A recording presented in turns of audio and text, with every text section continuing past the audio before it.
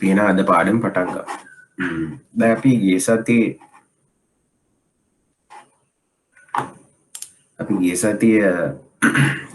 සාකච්ඡා කළා ප්‍රතිපායන විශ්ලේෂණය නේද? ඒතර ප්‍රතිපායන විශ්ලේෂණය මම හිතනවා ඔයගොල්ලෝ කලින් සතියේ සාකච්ඡා කළා ප්‍රතිපායන විශ්ලේෂණය. ඊට පස්සේ අපි ගැටලු කළා ගිය සතියේ. ඒතර ප්‍රතිපායන විශ්ලේෂණය දැන් හොඳින් හදාarලා තියෙයි කියලා මම හිතනවා. දැන් අපි මේ කොටසේ ඊළඟ පාඩම තමයි දර්ශක ගොඩනැගීම් කියන පාඩම. හරි. එතකොට අපි මුලින්ම පටන් ගමු දර්ශකයක් කියන්නේ මොකක්ද කියලා අඳුරගෙන.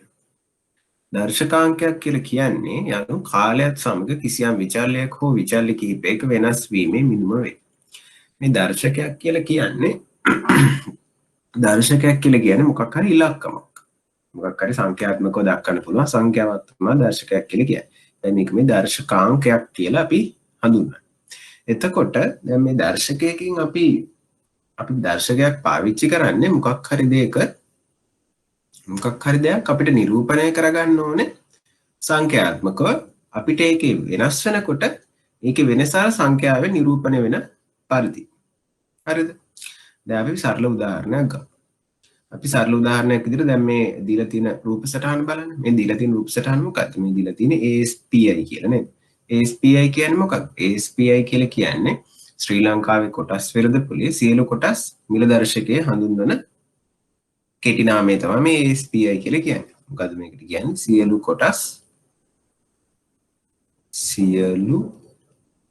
කොටස් මිල දර්ශකය. දැන් මේක මේ මම අරගෙන තියෙන්නේ 2020 මැයි 19 වෙනිදාගේ ස්ලයිඩ් සෙට් එක හදන කාලේ. එතකොට එදා අගය තිබිලා තියෙනවා 4703. එතකොට මේ සියලු කොටස් මිල දර්ශකයෙන් කියවෙන්නේ මොකක්ද? සියලු කොටස් මිල දර්ශකයෙන් කියවෙන්නේ දැන් කොටස් වෙළඳපොලේ තියෙනවනේ ලැයිස්තුගත සමාගම්. ඒතර ලැයිස්තුගත සමාගම් 200ක් 300ක් විතර තියෙනවා. මේ ලැයිස්තුගත සමාගම් වල ඔක්කොගෙම මිලට එක එක බරවල් තබන. ඒ කියන්නේ මේ ලැයිස්තුගත සමාගම් 200ෙම ඒවැයි කොටස් මිලක් තියෙනවනේ. අන්නේ කොටස් මිල විවිධ සාධක මත විවිධ සංඛ්‍යාත්මක අංක ඒවට දීලා අන්නේ මිල ඔක්කොගෙම සමස්තගේ නිරූපණය වෙන පරිදි හදාගත්ත සංඛ්‍යාව තමයි මේ සියලු කොටස් මිල දර්ශකය කියලා කියන්නේ. එතකොට අපි මේක පාවිච්චි කරන්නේ මොකටද? මේක පාවිච්චි කරන්නේ දැන් අපි මේ දවසම ගමුකෝ. දැන් 19 වෙනිදා මැයි මාසේ 19 වෙනිදා මේ දවස් දීලා තියෙන්නේ. එදා මේක 4701ක් වුණා නම් ඊට පස්සේ දවසෙත් අපි බලනවා 20 වෙනිදා මැයි 20 වෙනිදාත් අපි බලනවා මේ සියලු කොටස් මිල දර්ශකයට කීයක් දෙන්නේ කියලා. එතකොට හිතන්නකෝ අපිට ආවා කියලා 4750ක්. එතකොට අපිට පේනවා සියලු කොටස් මිල දර්ශකයාගේ කොටස් ඒකක 49කින් ඉහළ ගිහිල්ලා කියලා. ඒ කියන්නේ සමස්තයක් හැටියට කොටස් වෙළඳපොලේ කොටස් වල මිල ඉහළ ගිහිල්ලා. එතකොට දැන් අපිට කවුරු හරි ලංකාවේ කොටස් වෙළඳපොල ලංකාවේ ආයෝජනයේ තත්ත්වය ගැනීම සමාලෝචනයක් කරනවා නම් එකපාරට හැම සමාගමකම කොටස් මිල අරගෙන එයාට බලන්න අමාරුයිනේ. එතකොට එයාට ඉතා පහසුවෙන් මේක කරගන්න පුළුවන් විදිහක් තමයි මේ සියලු කොටස් මිල එකතු කරලා හදාගත්ත මෙන්න මේ දර්ශකාංකය දිහා බලලා එයාට පුළුවන් මේ තත්ත්වය අවබෝධ කරගන්න. දැන් මාසයක් වගේ කාලයක් ඇතුළත මේ දර්ශකයාගේ දිගටම ඉහළ ගිහිල්ලා නම් එයාට කියන්න පුළුවන් ආයෝජකයන්ගේ විශ්වාසය වැඩියෙන් තියෙන කාලයක් තමයි මේ කොටස් මිල ඉහළ යනවා කියලා.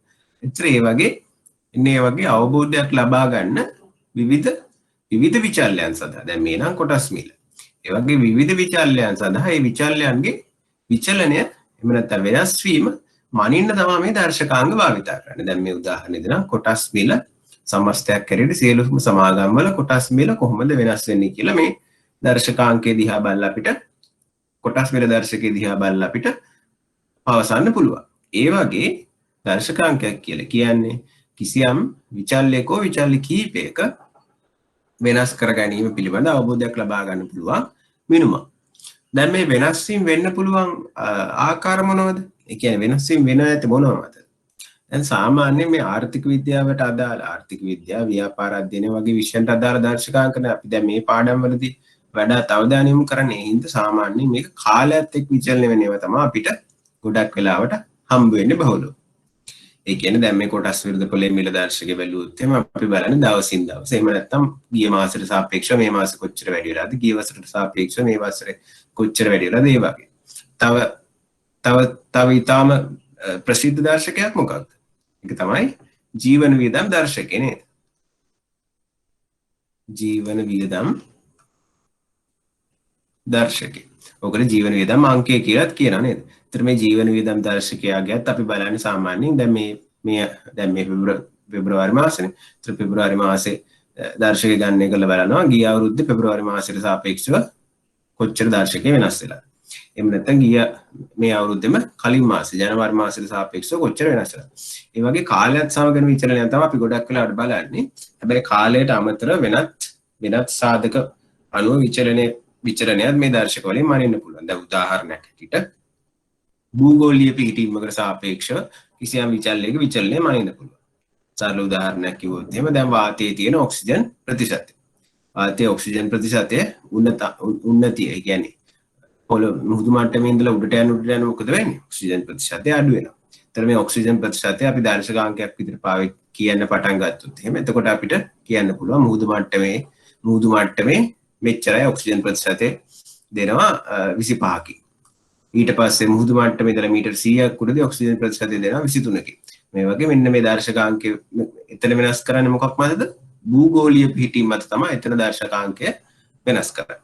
හැබැයි අපිට බහුලව මතක තියාගන්න බහුලව මේ ආර්ථික විද්‍යාව ව්‍යාපාර අධ්‍යයන වගේ විෂයන් වලදී හම්බෙන්නේ කාලයත් සමග විචලනය වෙන දර්ශකාංක තමයි. ඊට පස්සේ කියනවා මේ දර්ශකය අනුපාතයක් හෝ ප්‍රතිශතයක් ලෙස ප්‍රකාශ කළ හැක කියලා. බලමු මේ කියන්නේ මොකක්ද කියලා.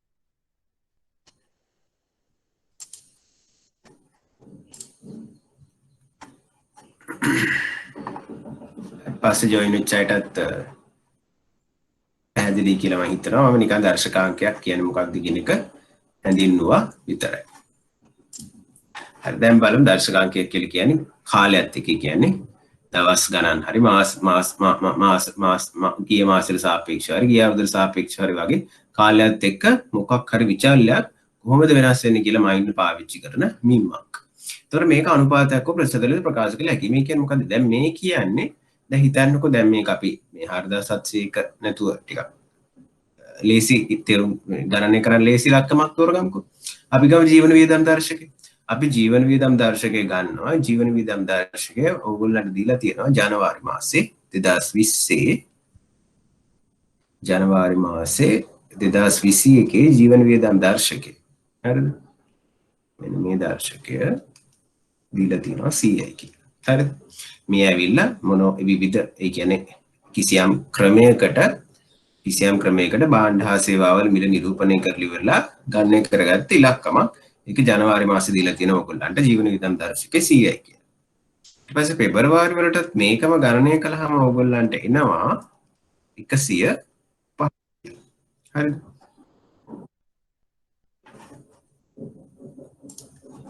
ප්‍රශ්නයක්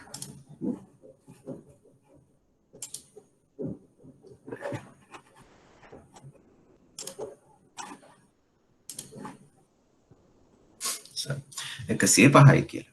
දැන් මේ කියන්නේ මොකක්ද? මේ අනුපාතයක් වූ ප්‍රතිශතයක් ලෙස ප්‍රකාශ කරන්න පුළුවන් කියලා කියන්නේ දැන් කාට හරි තේරුම් ගන්න ඕනේ මේ දර්ශකය කොහොමද වෙනස් වුනේ කියලා. දර්ශකය කොහොමද වෙනස් වෙලා තියෙන්නේ කියලා කාට හරි තේරුම් ගන්න ඕනේ. ඒතර දැන් මේ 100 ඉඳලා 105 දිහා බලලා කොහොමද වෙනස් වුනේ කියලා ප්‍රකාශ කරන්න පුළුවන් ආකාරය තමයි මේ කියලා තියෙන්නේ. ඒතර අනුපාතයක් විතර ප්‍රකාශ කරන්න කොහොමද? ඒතර අනුපාතයක් විතර ප්‍රකාශ කරන්න පස්සේ එක්කෙනා බෙදනවා කලින් මාසේ එක්කෙනා. එතකොට අපිට එනවා 1.05ට 1.05ට 1යි කියලා. ඔක තමයි අනුපාතයක් ලෙස ප්‍රකාශ කරනවා කියලා කියන්නේ. හරිද? දැන් බැරි වෙලාවක ජනවාරි මාසෙ ඉවරලා පෙබරවාරි මාසෙ 200 වුණා නම් මොකද වෙන්නේ මේක? 200 බෙදීම 100 වෙලා එහෙනම් අනුපාතයක් ඇතුළත ප්‍රකාශ කළාම 2ට 1යි කියලා එනවා. හැබැයි බහුලව අපි ගොඩක් කාලවට පාවිච්චි කරන්නේ මෙන්න මේ ප්‍රතිශතයක් ලෙස භාවිතා කරන ආකාරය. හරිද? ප්‍රතිශතයක් ලෙස නිරූපණය කරන ආකාරය. ප්‍රතිශතයක් ලෙස නිරූපණය කරන්නේ කොහොමද? ප්‍රතිශතයක් ලෙස නිරූපණය කරන්නේ පස්සේ මාසේ. පස්සේ කාල පරිච්ඡේදයට දාලා අංක 105 අරගෙන ඒවා බෙදනවා කලින් කාල පරිච්ඡේදය. සාමාන්‍යයෙන් මෙහෙම ගත්ත අනුපාතයක් ප්‍රතිශතයක් කරන්න මොකද අපි කරන්න ඕන? 100ට 100ෙන් වැඩි කරන්න. එතකොට අපිට එනවා කීයක් කියලා එනවද අපිට? අපිට එනවා 100ට 105යි කියලා. හරිද? කලින් 100ක් තිබ්බනම් දැන් 105යි කියලා එනවා. දැන් මේක කාට හරි මේ හොයන්න ඕන කියලා හිතන්නකො වැඩිවීම. ජනවාරි මාසෙට සාපේක්ෂව පෙබරවාරි මාසේ වැඩිවීම. එහෙම වුණා නම් කොහොමද කරන්න ඕනේ? එහෙම වුණා නම් කරන්න ඕනේ දෙවෙනි මාසේ කියන්නේ පෙබරවාරි මාසේ දර්ශකාංකයගේ 105යි. දර්ශකාංකේ කොච්චරක් වැඩි වෙලාද කියලා හොයන්න ජනවාරි මාසේ දර්ශකාංකයගේ අඩු කරනවා. උත්තරේ කීයක් එනවද? 5යි. පක්කාව උත්තරේ. ඊට පස්සේ දැන් දර්ශකාංකේ වැඩිවීම ප්‍රතිශතයක් ලෙස ප්‍රකාශ කරන්න ඕන. කොහොමද ප්‍රකාශ කරන්නේ? වැඩිවීම 5යි කීයද වැඩි වෙලා තියෙන්නේ? 100ට සාපේක්ෂව තමයි වැඩි වෙලා තියෙන්නේ. එහෙනම් මේක ප්‍රතිශතය කරන්නේ 100%න් වැඩි කළා. උත්තරේ එනවා 5යි කියලා. දැක්ක. එතකොට ඒ අනුව මේ අනුපාතයක් හෝ ප්‍රතිශතයක් ලෙස ප්‍රකාශ කළ හැකි කියලා අපිට දීලා තියෙනවා. අපි දැන් ඒක පැහැදිලි කරගත්තා. උදාහරණයක් ලෙස ආර්ථික විද්‍යාවේ මිල දර්ශකයක් මගින් භාණ්ඩ හා සේවා පැසක සාමාන්‍ය මිල මට්ටම නිරූපණය කරලා දැන් මේ දීලා තියෙන උදාහරණ අපි සාකච්ඡා කරලා උදාහරණ දෙක තමයි මේ දීලා තියෙන්නේ. එකක් තමයි මේ සියලු කොටස් මිල දර්ශකය. මෙතන කියන්නේ මේ ආර්ථික විද්‍යාවේ මිල දර්ශකයක් විදිහට පාවිච්චි කරන භාණ්ඩ හා සේවා පැසක සාමාන්‍ය මිල මට්ටම. මේක අපි ඉස්සරහට තවදුරටත් සාකච්ඡා කරනවා. ඊට පස්සේ අපිට දීලා තියෙනවා පොඩි සාරාංශයක් දර්ශකවල ලක්ෂණ. දැන් අපි මේ කලින් ස්ලයිඩ් එකේ සාකච්ඡා කරපු දේවල් වල සාරාංශයක් තමයි මේ දීලා තියෙන්නේ. දර්ශකයක් මගින් දෙන ලද සංසිද්ධියක මට්ටමෙහි විචලනය මානු ලැබේ. මොකක් හරි සංසිද්ධියක් ගත්තට පස්සේ අන්නේ සංසිද්ධිය මට්ටමේ විචලනය තමයි මනින්නේ. දැන් මිල දර්ශකයක දෙන සංසිද්ධිය මොකද්ද? මිල. ඒතර මට්ටමේ විචලනය කියලා කියන්නේ මොකද්ද? මිලෙහි වෙනස. මිල මොන මට්ටමේ තියෙන්නේ කියලා විචලනය. කියන්නේ වෙනස තමයි මේ දර්ශකයේ මගින් මනිනු ලබන්නේ. දර්ශක මගින් විවිධ සංසිද්ධීන්හි කාලවකවානුවන් ඔස්සේ සිදු විචලනය මනිනු ලැබේ. දැන් ආයි පාරක් මේ කියලා තියෙනවා මේ අපිට ආර්ථික විද්‍යාවේදී මේ ව්‍යාපාර අධ්‍යයන මේ විෂයන් වලදී වඩාත් වැදගත් වෙන මේ කාලවකවානුවක් ඔස්සේ සිදුවන විචලනය. ඒ කියන්නේ විචලනය විවිධාකාරයෙන් වෙන්න පුළුවන්. භූගෝලීය මට්ටම අනුව විචලනය වෙන්න පුළුවන්. ඒ වගේ විවිධාකාර විචලන වල හැබැයි අපි ගොඩක් වෙලාවට බහුලව භාවිත කරන්නේ මේ කාලවකවානුවක් ඉඳ සිදුවෙච්ච විචලනය. ඒ කියන්නේ වසරෙන් වසර කොහොමද වෙනස් වෙන්නේ? මාසෙන් මාස කොහොමද වෙනස් වෙන්නේ? ඒ වගේ විචලනය. දර්ශකයක විචලනය ප්‍රතිශතයක් ලෙස ඉදිරිපත් කරන්නත් පුළුවන්ලු. ඒක අපි කලින් ස්ලයිඩ් එකේ ඉගෙන ගත්තා. ඊට පස්සේ දීලා තියෙනවා දර්ශකවල වැදගත්කම. ඇයි අපි මේ දර්ශක හොයන්නේ? දැන් දර්ශකාංක ගණනය කරගන්න නැත්නම් මොකක් හරි ප්‍රයෝජනයක් සඳහන් නේද? අන්නේ ප්‍රයෝජන මොනවද කියලා තමයි මේ දීලා තියෙන්නේ. දර්ශක සංසන්දනය කිරීම සඳහා හොඳ පදනමක් ලබා දෙනවා. දැන් ඒ කියන්නේ දැන් හිතන්නකෝ ඔයගොල්ලන්ට දැන් ගිය මාසේ දැන් ඔයගොල්ලන්ට කියනවා දැන් ගිය මාසෙට සාපේක්ෂව මේ මාසෙ වෙනකොට මිනිස්සු කියනවා මේ හරියට බඩු වල මිල වැඩි වෙලා ජීවත් වෙන්න හරි අමාරුයි එහෙම කියලා කියනවා. එතකොට අදාළ අධිකාරී ආයතන වලට මේ ගැන ලේසි අවබෝධයක් ගන්න විදිහක් තිබ්බනම් ලේසි මේකට අදාළ මේක විසඳන්න අදාළ ක්‍රියාමාර්ග ගන්න. දැන් මේකේ දර්ශකයක් නැතුව නිකන් මිලවල් තිබ්බනම් එහෙම එතකොට දැන් සහල් වල මිල එක ගානක් වැඩි වෙලා කියලා කියනවා. දැන් මාළු වගේ දෙයක් මිල වැඩි වෙලා කියලා තියෙනවා. තව මොකක් හරි සෝයා මීට් වගේ දෙයක මිල අඩු වෙලා කියලා කියනවා. මේක හරියට ඇත්තටම වෙලා තියෙන මොකක්ද කියලා අවබෝධයක් ලබා ගන්න අමාරුයි. එක භාණ්ඩ වල මිල වෙනස් වෙලා කියලා කියනවා. එහෙම පේනවා. හැබැයි අපිට මේ මිල දර්ශකයක් මගින් මොකක් හරි සම්මත භාණ්ඩ පැසක් තෝරගෙන දර්ශකාංකයක් ගණනය කරලා තිබ්බනම් අපිට ඕක ගණනය කරලා ඉවරලා පැහැදිලිව ලේසියෙන් දකින්න පුළුවන්. දැන් ඕක ජනවාරි මාසයේ 102යි නම් පෙබරවාරි මාසයේ 105යි නම් අපිට ලේසියෙන් පේන්න පුළුවන් ජීවන වියදම වැඩි වෙලා කියලා. එහෙනම් මේ ජීවන වියදම වගේ දෙයක් ජනවාරි මාසය පෙබරවාරි මාසය අතර සංසන්දනය කරන්නේ මේ දර්ශකාංකයක් ගණනය කරලා තිබ්බ හින්දා ඊටාම ලේසියෙන් කරගන්න පුළුවන්කම තිබ්බා. නැත්නම් අපිට හරියට කියන්න බෑ. එක භාණ්ඩ දිහා වෙනම බලලා අපිට කියන්න බෑ. ඇත්තට සමස්තයක් හරියට මොකක්ද වෙලා තියෙන්නේ කියලා. හරිද? ඒ වගේම තමයි අර කොටස් වල තිබුණ කතන්දරයත්. එක සමාගමක මිල ඉහළ ගිහින් තව සමාගමක මිල පහළ ගිහින් සමස්තයක් හරියට මොකක්ද උනේ කියලා අවබෝධයක් ලබා ගන්න සංසන්දනය කරන්න. කියන කොටස් වෙළඳපොළ සමස්තයක් හරියට කොහොමද හොඳ තත්ත්වයක ඉන්නේ ගිය මාසෙට සාපේක්ෂව නරක තත්ත්වයක ඉන්නේ කියලා තේරුම් ගන්න අපිට සමස්ත කොටස් මිල දර්ශකයේ වෙනස ප්‍රයෝජනවත්. ඒ කියන්නේ දර්ශක භාවිතා කළාම මොකද වෙන්නේ? අපිට මේ සමස්ත පින්තූරය ලබා ගන්න ලේසි. සංසන්දනය කරන්න ලේසිය සංසන්දනය කරන්න හොඳ පදනමක් ලබා දෙනවා. ආර්ථික හා ව්‍යාපාරික කටයුතු සඳහා උචිත ප්‍රතිපත්ති සම්පාදනය කිරීමට උපකාරී වේ. දැන් මම කිව්වේ කලින් උදාහරණයට මේක යා වෙනවා. ඒ කියන්නේ මේ ප්‍රතිපත්ති සම්පාදනය කියලා කියන්නේ මොකද? දැන් උද්දමනය පාලනය කිරීම කියන්නේ ප්‍රතිපත්ති සම්පාදනය කිරීමක් නේද? අපිට පේනවා මේ ජීවන වියදම් දර්ශකය මෙහෙම 102 ඉඳලා 105ට නම් ලොකු ගානකින් වැඩි වෙලා නැහැ. 102 ඉඳලා 125ට වගේ වැඩි වෙලා කියලා දැක්කනම් එහෙම. එතකොට ටක් ගාලා ඒගොල්ලන්ට බල්ලි ඉවර වෙලා මේ උද්දමනය ගොඩක් වැඩි වෙලා කියලා කියන උද්දමනය කියන්නේ මොකක්ද? උද්දමනය කියලා කියන්නේ භාණ්ඩාර සේවාවල මිල වැඩිවීම නේද? ඒතර භාණ්ඩාර සේවාවල මිල ගොඩක් වැඩි වේගකින් වැඩි වෙලා නම් එතකොට ප්‍රතිපත්ති සම්පාදනය කරන ආයතනවලට පුළුවන් මේ උද්දමනය පාලනය කිරීමට අදාළ ප්‍රතිපත්ති සම්පාදනය කරන්න. කොටස් වෙළඳපොළ මිල දර්ශකයේ දැන් මේ පහුගිය කාලේ ඒ කියන්නේ කොරෝනා වසංගතය ආපු කාලේ ගොඩක් දුරට අඩු වුණා නේද? ඒකට ප්‍රතිපත්ති සම්පාදකයන්ට පුළුවන් මේකට හේතුබල් ඉවර වෙලා අපේ සීල කොටස් මිල දර්ශකයේ ලොකු ගණන් වලින් පල්ලෙහාට වැටෙනවා කියලා පේනවා. එතකොට ප්‍රතිපත්ති සම්පාදකයන්ට පුළුවන් මේකට හේතුබල් ඉවරලා මොන හරි පියවර ලබා ගන්න. උදාහරණයක් ලෙස විදේශ ආයෝජකයන් ගෙන්වා ගන්න ඒගොල්ලන්ගේ විශ්වාසය වැඩි කරගන්න ඕන ක්‍රියාමාර්ග ලබා ගන්න පුළුවන්. විතර මේ සඳහා අවබෝධය ලබා ගන්න අපිට දර්ශක උපකාරී වුණා. කිසියම් සංසිද්ධියක පොදු උපනතිය මැනීමට උපකාරී වේ. මේ මොකද මේ පොදු උපනතිය කියලා කියන්නේ? පොදු උපනතිය කියලා කියන්නේ අර ඉංග්‍රීසියෙන් ට්‍රෙන්ඩ් එක කියලා. ඒ කියන්නේ මෙයා සමස්තයක් කරට කොහොමද වෙනස් වෙන්නේ කියලා තමයි මේකෙන් තේරුම් ගන්න. කියන්නේ අපි මෙන්න මෙහෙම ගන්නවා දැන් හිතන්නකෝ දැන් ජනවාරි අපි බලනවා කොහොමද ජනවාරි පෙබරවාරි මාර්තු අප්‍රේල් වගේ කාලවලදී අපි සමස්ත කොටස් මිල දර්ශකය මෙහෙම ලකුණු කරගෙන යනවා. දැන් හිතන්නකෝ ජනවාරි වල 5000යි පෙබරවාරි වල 5500යි මාර්තු වල 5250යි අප්‍රේල් වල 5750යි. කොහොම අගයන් ඇවිල්ලා තියෙනවා. එතකොට අපි මේ දර්ශකාංක මෙහෙම කාලයට එරෙහිව ලකුණු කළාට පස්සේ දැන් මේක මෙහෙම වැඩි වෙලා මෙහෙම තුන්වෙනි මාසේ අඩු වෙලා ආයෙ මේ මාසේ වැඩි වෙලා සමස්තයක් කරේට කොහොමද මේ හතර දිහා බල වෙලා කවුරු රේඛාවක් ඇඳුත් මේ මොන වගේ රේඛාවක්ද අඳින්නේ සමාන සමස්තයක් වෙලා තියෙන්නේ මේ අගයන් මේ කාලය ඔස්සේ මෙන්න මෙහෙම වැඩි වෙලා නේද? ඒ කියන්නේ දැන් මේ දෙවෙනි මාසෙට වැඩි වෙලා දෙවෙනි මාසෙට තුන්වෙනි මාසෙට අඩු වෙලා තමයි. මේ සමස්තයක් කරේට මේ කාල පරිච්ඡේදෙම ගත්තොත් එහෙනම් මොකද වෙන්නේ? ක්‍රමක්‍රමයෙන් මේ අගයන් වැඩි වෙලා තියෙන එක වෙන්නේ. ඒතර ඒ විදිහට අපිට අර දැන් මේක තනි කම්පැනි වල කොටස් මිල දිහා බලලා කියන්න අමාරුයිනේ. හැබැයි අපිට සමස්ත කොටස් මිල දර්ශකයක් යොදාගෙන ඉවරලා මේ විදිහට ප්‍රස්තාරයක බැලුවා නම් එහෙනම් අපිට පොදු උපනතිය කියන්න පුළුවන්. පොදු උපනතිය ජනවාරි ඉඳන් අප්‍රේල් වෙනකම් මොකද වෙලා තියෙන්නේ? වැඩිවීම. අන්න ඒ වගේ පොදු උපනතිය තේරුම් ගන්න අපිට පාවිච්චි කරන්න පුළුවන් දර්ශකාංක. දර්ශකාංක අවධානය කිරීමට භාවිතා වේ. උදාහරණයක් ලෙස ජීවන වියදම් දර්ශකයට අනුරූප වේතනය සැකසීමට යොදා ගන්න.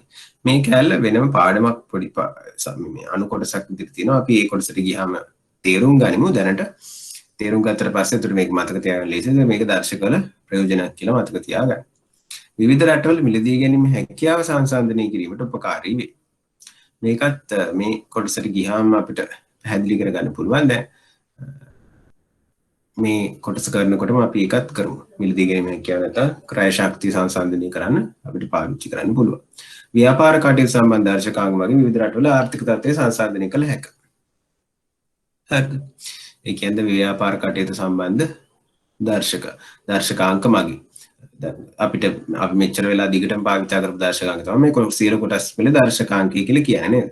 එතකොට දැන් මේ සීල කොටස් වල දර්ශකාංකය ගොඩක් රටවල කොටස් වෙළඳපොළ සඳහා තියෙනවා. ඒතර මේක අපි අවුරුද්දක වගේ කාල පරිච්ඡේදයක් දිහා බැලුවාම පොදු උපනතේ වැඩිවීමක් නම් තියෙන්නේ. ඒ කියන්නේ රටේ ආර්ථික තත්ත්වය යහපත් වර්ධනයක් තමයි වෙන්නුම් කරලා තියෙන්නේ. ඒතර ආයෝජකයන් විශ්වාසයක් ඇතුව යන්න පුළුවන්. හැබැයි මේකේ පොදු උපනතේ මෙන්න මේ වගේ අඩුවීමක් වෙන්නුම් කරන එකක් නම් තියෙන්නේ. ඒතර ආයෝජකයන්ට හොයලා බලන්න වෙනවා මේ රටේ මොන හරි ආර්ථික ප්‍රශ්න තියෙනවද අපිට සල්ලි ආයෝජනය කරලා විශ්වාසවන්ත ලෙස තව ටික කාලෙකින් හොඳ ලාභයක් ලබා ගන්න පුළුවන් තත්ත්වයක් තියෙදි කියලා මේ වගේ වැඩිදුර හොයන්න වෙනවා. ඒතර මේ සමස්ත වශයෙන් ආර්ථික තත්ත්වය පිළිබඳ විවිධ මේ ව්‍යාපාර කටයුතු සම්බන්ධ දර්ශකාංග වලින් ඒගොල්ලන්ට තේරුම් ගන්න පුළුවන්කම තියෙනවා. හරි.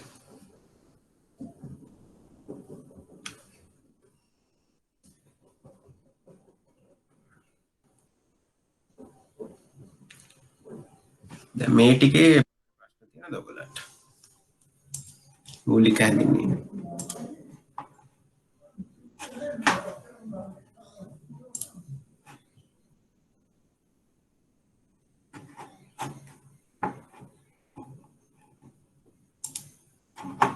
එහෙනම් අපි බලමු දැන් මේ දර්ශකාංග ටිකක් ගණනය කරන්න. දැන් මෙහෙම. දැන් අපි විවිධ දර්ශකාංග ගැන ඉගෙන ගත්තට ව්‍යාපාර කටයුතු සම්බන්ධ දර්ශක කොටස් වල දැන් හැඳින්වීමේදී අපි විවිධාකාර ප්‍රයෝජන කතා කළා. එහෙනම් කතා කළාට මේ පාඩමේ අපි වැඩිපුරම අවධානය යොමු කරන්නේ මිල දර්ශක දිහා තමයි. හරිද? එතකොට අපි එන මේ මිල දර්ශක ගණනය කිරීම කොටස තමයි අපි අතන ගණනය කිරීම සඳහා කරන්නේ මේ පාඩමේදී. එහෙනම් අපි දැන් මේ මිල දර්ශක ගැන වැඩි අවබෝධයක් ලබා ගමු. එතකොට අපි ඒකට පාවිච්චි කරමු උදාහරණයක්. දැන් මේ දීලා තියෙනවා මේ නිවසක පරිභෝජනය කරන ප්‍රමාණය දීලා තියෙනවා. 2012 අවුරුද්දේදී මේ නිවසේ පාවිච්චි කරලා තියෙනවා සහල් කිලෝ 40ක්, සීනි කිලෝ 8ක්, මිරිස් කිලෝ 1ක්, පිටි කිලෝ 3ක්, පොල් තෙල් ලීටර් 3ක්. හරි.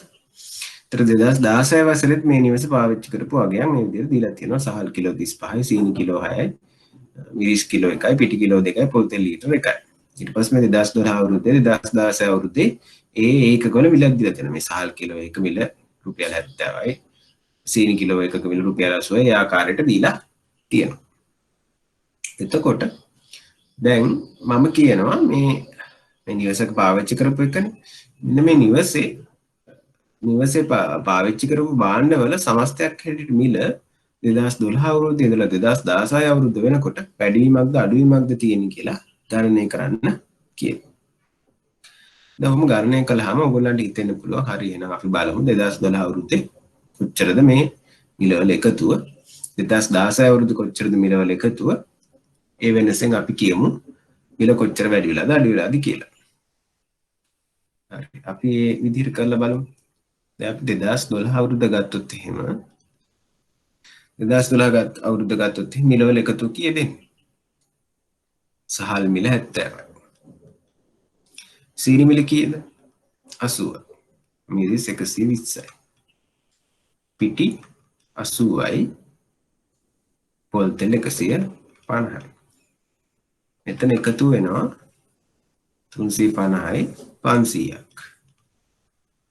මේ විදිහට 2016 මිල ගණන් වල එකතු අරගෙන බලමු. 85යි 100යි 150යි 110යි 200. මේ ටික එකතු කළාම අපිට එනවා ධන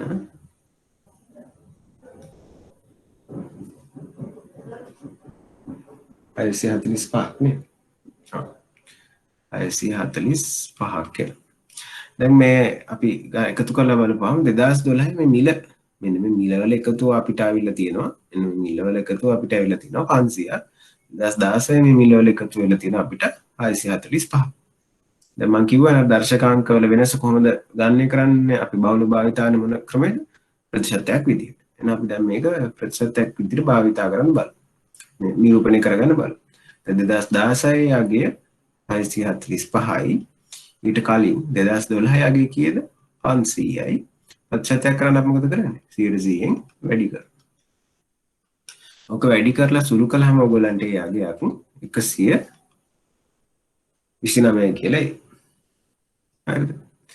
දැන් මෙහෙම 129 කියලා ආපුවාම මේ 129 කියලා ආපුවාම දැන් මේක මිල වැඩි වීම ප්‍රතිශතය කොහොමද ගන්න කරන්නේ? දැන් මේ 100ට 129 කියලා ආවේ කියලා කියන්නේ සරලව 2012 අවුරුද්ද මිල 100ක් වුණා නම් එහෙම 2016 අවුරුද්ද මිල 129ක් වෙනවා කියන එක නේද? ඒතර වැඩි වීම ප්‍රතිශතය හොයන්න මොකද කරන්න ඕනේ? 129න් අපි 100ක් අඩු කරන්න ඕනේ. 129න් ඒතර 100 අඩු කරපුවාම එනවා වැඩි වීමේ ප්‍රතිශතය 129යි කියලා. ඒතර මිල වැඩි වෙලා තියෙන අපිට ආවා 129කින් කියලා ආවා. හරිද? දැන් ඔයගොල්ලෝ මොකද හිතන්නේ? දැන් මේ 2012 ඉඳලා 2016ට සාපේක්ෂව මිල ගණන් වල විචලනය මැනින්න මෙන්න මේ සියලු මිල එකතු කරලා මේ අපි හදාගත්ත මේ සරල දර්ශකයේ සුදුසුද? මේ විදිහට මිල මට්ටම 129කින් වැඩි වෙලයි කියන එක කොච්චර සුදුසු වෙයිද? ඔයගොල්ලෝ මොකද හිතන්නේ? මේක සුදුසු ක්‍රමයක්ද දර්ශක විදිහට භාවිතා කරන්නේ නැද්ද? කල්පනා කරලා බලන්න.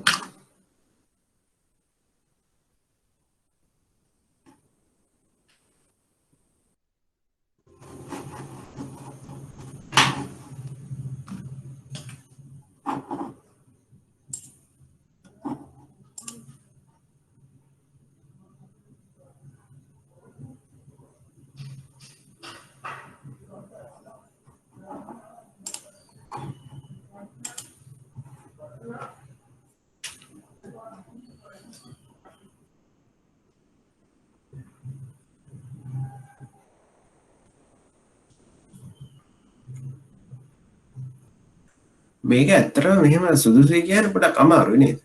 දැන් හේතුව මේකනේ දැන් මිල දර්ශකයකින් අපිට ඇත්තටම හොයාගන්න ඕනේ මේ මිනිස්සු වියදම් කරන ප්‍රමාණය කොච්චර වැඩි වෙලාද අඩු වෙලාද කියලා.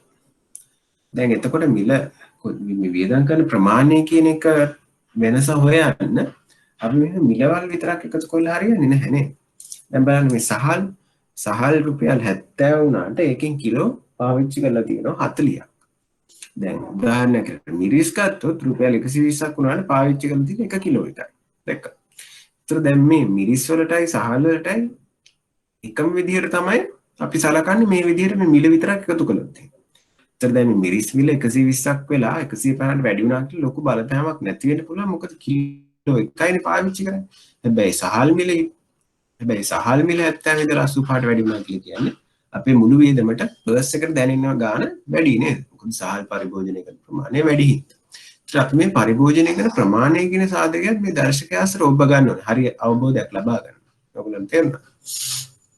ඒ කියන්නේ බැරි වෙලාවක්වත් දැන් අපිට මේ මම කියන්නේ මේ මිරිස් වල මිල 120 ඉඳලා 150ට වැඩි වෙලා හාල් වල මිල 70ම තිබ්බනම් මෙහෙම අපේ පර්ස් එකට ලොකු වෙනසක් දැනෙන්නේ නැහැ. පර්ස් එකෙන් රුපියල් 30යි වැඩිපුර යන්නේ 2012 ඉඳලා 16ට. අනිත් ඒවා නියතව තිබ්බා.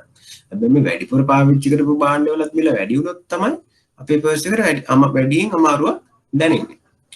ඒතර ඒ කියන්නේ අපි මේ ප්‍රමාණය කියන සාධකයත් මේ දර්ශකය අතර ඔබ ගත නැත්නම් අපිට හරිය අවබෝධයක් ලබා ගන්න බැරි වෙනවා. කොච්චර වියදම් කිරීම කොච්චර වැඩි වෙලාද කියන එක කියන සාධකය. එතකොට මෙන්න මේ ප්‍රමාණය මේ දර්ශකවලට ඔබවා ගත්තම තමයි මේ දර්ශකාංක බර තැබූ දර්ශකාංක එහෙම නැත්නම් බරිත දර්ශකාංක බවට පත් වෙන්නේ. බලන්න. බර තැබූ දර්ශකාංක. දැන් මේ බර තැබූ දර්ශකාංක තමයි අපි මේ පාඩමේ ප්‍රධාන වශයෙන් ඉගෙන ගන්න. ඒතර බර තැබූ දර්ශකාංක අපි ආකාර දෙකක් ඉගෙන ගන්නවා. එකෙක් භාණ්ඩයේ සාපේක්ෂ වැදගත්කම සලකමින් සුදුසු බර තැබීමක් යොදාගෙන බරිත දක්කම් සලකනවා. දැන් අපේ කලින් උදාහරණෙදී නම් දැන් මිරිස් අපේ පර්ස් එක දැනෙන්නේ කොච්චරද? මිරිස් කිලෝ එකක් විතරයි. ඒතර පර්ස් එකට දැනෙන ප්‍රමාණය මිරිස් වලින් ඊටාම අඩුයි සහල් වලට සාපේක්ෂව. සහල් කිලෝ 40ක් පාවිච්චි කරනවා. එතකොට අපිට තියෙන සාපේක්ෂ වැදගත්කම අපේ සම්පූර්ණ වියදමට අදාළ සාපේක්ෂ වැදගත්කම සඳහා ඉතා විශාලයි මිරිස් වලට වඩා. ඒක තමයි අන්න ඒ වගේ සාපේක්ෂ වැදගත්කම් සැලකලි වල සුදුසු බර තැබීමක් යොදා ගන්නවා. සාමාර කෙලිම මේ බර විදිහට පාවිච්චි කරන්නේ මොකද්ද? බර විදිහට කෙලිම අපි අර ප්‍රමාණයම පාවිච්චි කරනවා. වැඩිප අඩුවෙන් බරක් දෙනවා. යොදාගෙන බරිත දර්ශකාංක එහෙමත් නැත්නම් බර තැබූ දර්ශකාංක ගණනය කරනු ලැබේ. ඒතර බර තැබූ දර්ශකාංක කියන්නේ මොනවද? නිකාම අපි මිල විතරක් කොහේ එකතු කරලා ඉවරලා මිල සංසන්දනය කරන්නේ නැහැ කාල පරිච්ඡේද දෙකක. මොකද අපි කරන්නේ පාවිච්චි කරපු ප්‍රමාණات අරගෙන අන්න ඒවා බර තැබීම් විදිහට පාවිච්චි කරලා ඒ පාවිච්චි කරපු ප්‍රමාණයට අදාළ වැදගත්කම ලබා දීලා ඒ පාවිච්චි කරපු ප්‍රමාණය සුදුසු බර තැබීම පාවිච්චි කරලා ඒ ප්‍රමාණය බර විදිහට දාගෙන ගණනය කරන බර තැබූ දර්ශකාංක තමයි මේ බරිත දර්ශකාංක කියලා කියන්නේ. ඒතර බරිත දර්ශකාංක අපි ප්‍රධාන වශයෙන් ආකාර දෙකක් ගන්නවා. එකක් තමයි ලැස්පෙරස් මිල දර්ශකය අනෙක පාස්තින් මිල දර්ශකය. දැන් අපි ලැස්පෙරස් මිල දර්ශකයේ සූත්‍රය ඉගෙන ගන්නත් කලින් අපි ලැස්පෙරස් මිල දර්ශකයේ සූත්‍රය ඉගෙන ගන්නත් කලින් අපි බලමු මේ කොහොමද අර කලින් උදාහරණයටම අපිට නිකන් හිතෙන විදිහට බර තැබීමක් කරලා බලමු. මේ උදාහරණය. මේකම මේක ඔයගොල්ලෝ ගන්න තියෙන්නේ. ඉතින් මම කන්නම්.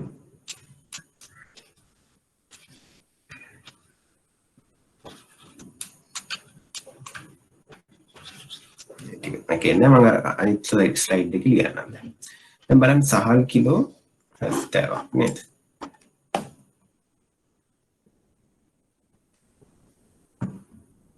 අපි ගණනය කරමු මෙතන ලියන්න 2012 අපි ගණනය කරමු 2012 සම්පූර්ණ වියදම.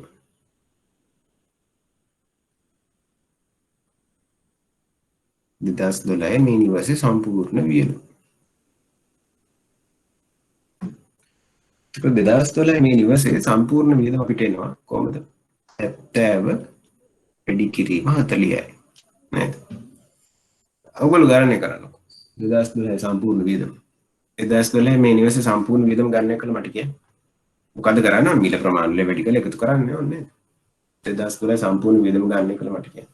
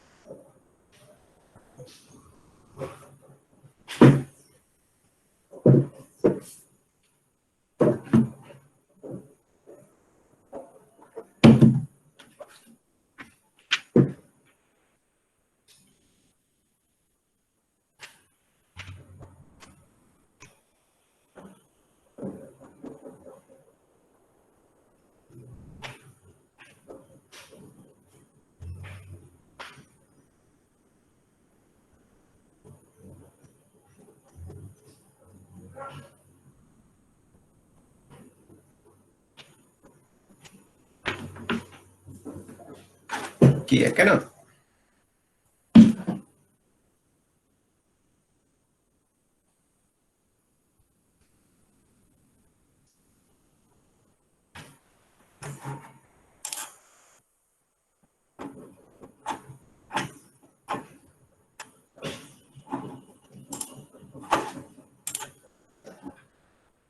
හාර්දස් 250 කියලා උත්තර දීලා තියෙනවා. හොඳයි. ගොඩක් අය දීලා තියෙනවා. අනේ තමයි ඉන්න උත්තර දෙන්න ඕනේ. උත්තර 2012 සමස්ත මිල එනවා මෙන්න මේ විදිහට. 70 වැඩි කිරීම 40 ධන 80 වැඩි කිරීම 8 ධන මිරිස් 120න් 1යි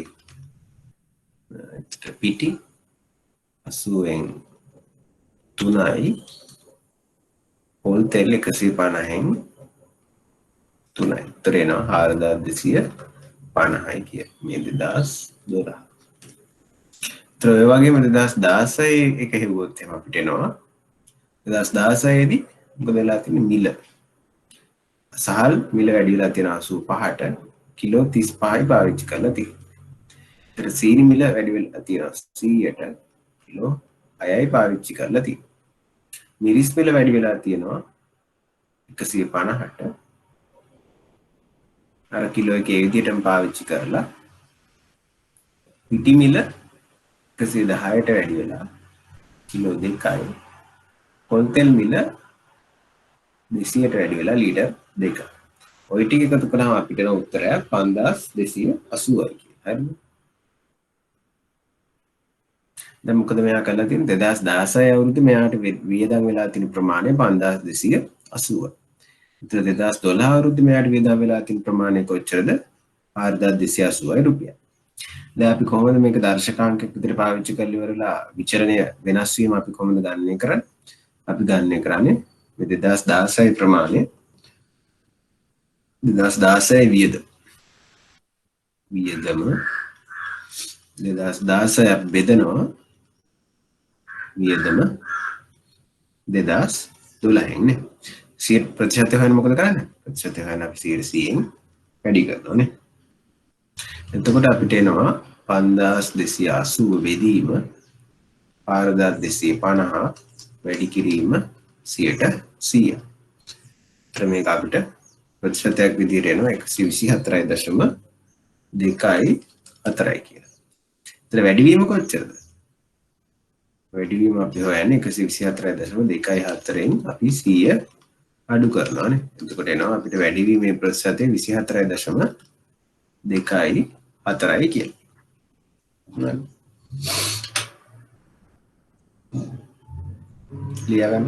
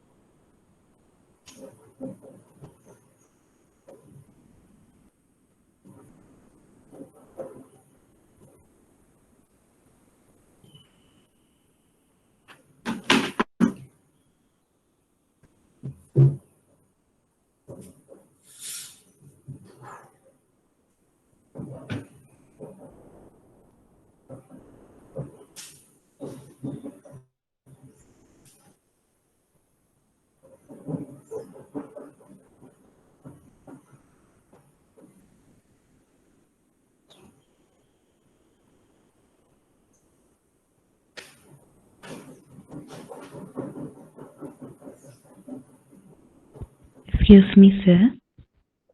ඔව්. මේ 2016 වියදම මේ 4345 නෙමෙයිද? නෑ නේද? 4250 ගොඩක් හිටයිලු තිබ්බා.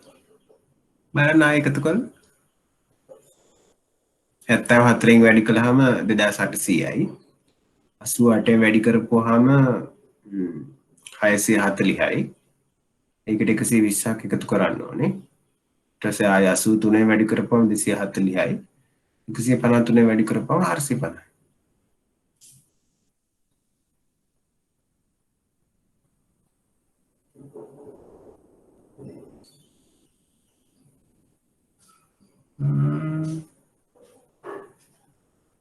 හරි නේද?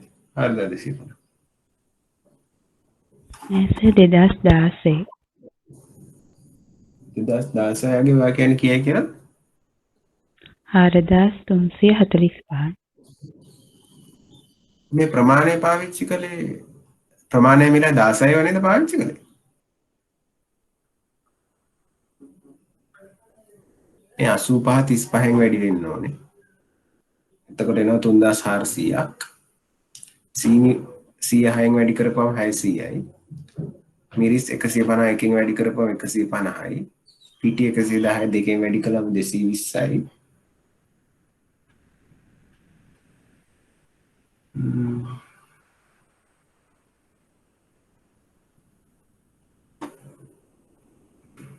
අසූපහ 35 වැඩි වෙනහම 2575.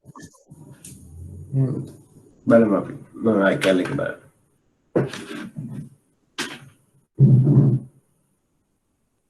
ඉන්බා. අසූපහ වැඩි කරමු 35. වැඩි කරමු.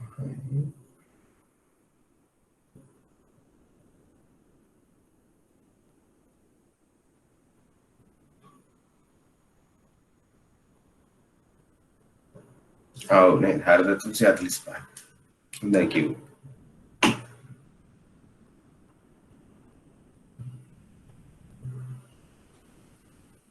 ඔව් හොඳයි කිව්වේ. 4345.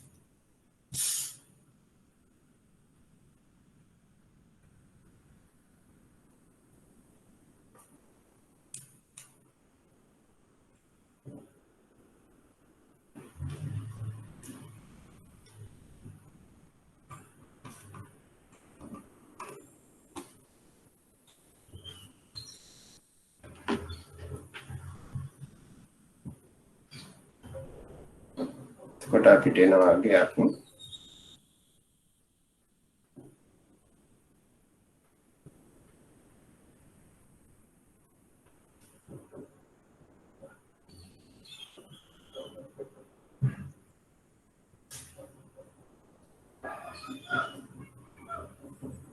එකසිය දෙකයි දශම දෙකයි හතරයිනේ.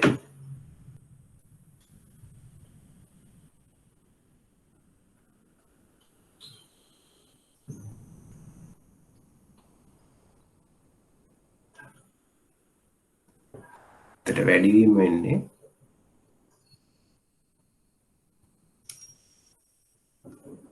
2.24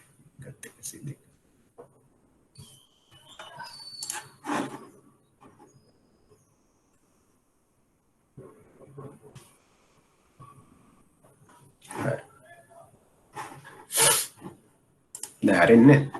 ඒතර වියදම් වැඩි වෙලා තියෙන්නේ 2.24කින් විතරයි. හරි. දැන් මේ ඇවිල්ලා අපි සරලව වියදමේ වෙනස බලපු විදිහනේ. මේ ඇවිල්ලා අපි 2012 වියදම එකතු කරලා බැලුවා. 2016 වියදම එකතු කරලා බැලුවා. ඊට පස්සේ මේ දෙක කොච්චරකින් වැඩි වෙලාද කියලා බැලුවා. දැන් අපි මේ විදිහට නෙමේ දර්ශකාංක අර බරතබු දර්ශකාංක ගොඩනගලා තියෙනවා. දැන් ඔකට හේතුව තමයි මෙන්න මේක. දැන් මෙතනදී අපි මේ 2016 සඳහා බලන්න පාවිච්චි කරන්නේ මොනවද කියලා. 2016 සඳහා අපි පාවිච්චි කළේ 2016 සඳහා අපි පාවිච්චි කළේ මම P කියන එක මිල නිරූපණය කරන්න පාවිච්චි කරන්නකෝ. 2016 මිලමයි පාවිච්චි කළේ. ඊට පස්සේ මේ ප්‍රමාණය වැඩි කරන්න ඕනේ නේද? දැන් මේ වියදම හොයන්න මොකද කරන්න ඕනේ? වියදම හොයන්න කරන්න ඕනේ මොකද්ද? මිල ප්‍රමාණයෙන් වැඩි කරලා අදාළ භාණ්ඩ ඔක්කොම සඳහා එකතු කරන්න ඕනේ නේද? එතකොට මුලින්ම අපි ගන්න ඕනේ මිල හා ගුණිතය මිල හා ප්‍රමාණයේ ගුණිතය අපි ගන්න ඕනේ නේද? 2016 ද අපි ගත්තේ මොනවද? 2016 මිල ගත්තා. ඕක වැඩි කළා Q වලින් මම සංකේතවත් කරනම් ප්‍රමාණය quantity කියන්නේ හරිද? 2016 quantity පාවිච්චි කළා. ඕක අපි බෙදුවා මොනවද? 2012 මිල ඒක වැඩි කළේ 2012 ප්‍රමාණය වලින්. හරිද? ඊට පස්සේ අමතර මෙතන ඉන්න අනිත් එක තමයි සිග්මා කියන එක. මේ සිග්මා කියන එකෙන් කියවෙන්නේ අපි මෙන්න මේ ටික එකතු කළා කියන එක. දැන් මේ මිල වැඩි කිරීම ප්‍රමාණයෙන් කියවෙන්නේ එක භාණ්ඩයක් විතරනේ. මේ වගේ අපි භාණ්ඩ ඔක්කොම සඳහා කරනවානේ. ඒ හින්දා තමයි මේ සිග්මා ලකුණ දාන්නේ. කියන්නේ භාණ්ඩ ඔක්කොම සඳහා මේක එකතු කරන්න කියන එක. ඒක අපි මේ අවුරුදු දෙක සඳහාම කළා. දැන් මෙන්න මේ සූත්‍රය තමයි අපි මේ පාවිච්චි කරලා ඉවරලා මේ ආදේශ කරලා මෙන්න මේ අගේ අරන් තියෙන 2.4 ගේ වැඩි වෙලා කියන. හරිද? දැන් අපි සාමාන්‍යයෙන් භාවිතා වන ප්‍රධාන දර්ශකාංක දෙකේදී අපි මේ විදිහට කරන්නේ අපි එක්ක භාවිතා කරන්න ඕනේ 2012 ප්‍රමාණය. එහෙම නැත්නම් අපි භාවිතා කරන්න ඕනේ 2016 ප්‍රමාණය.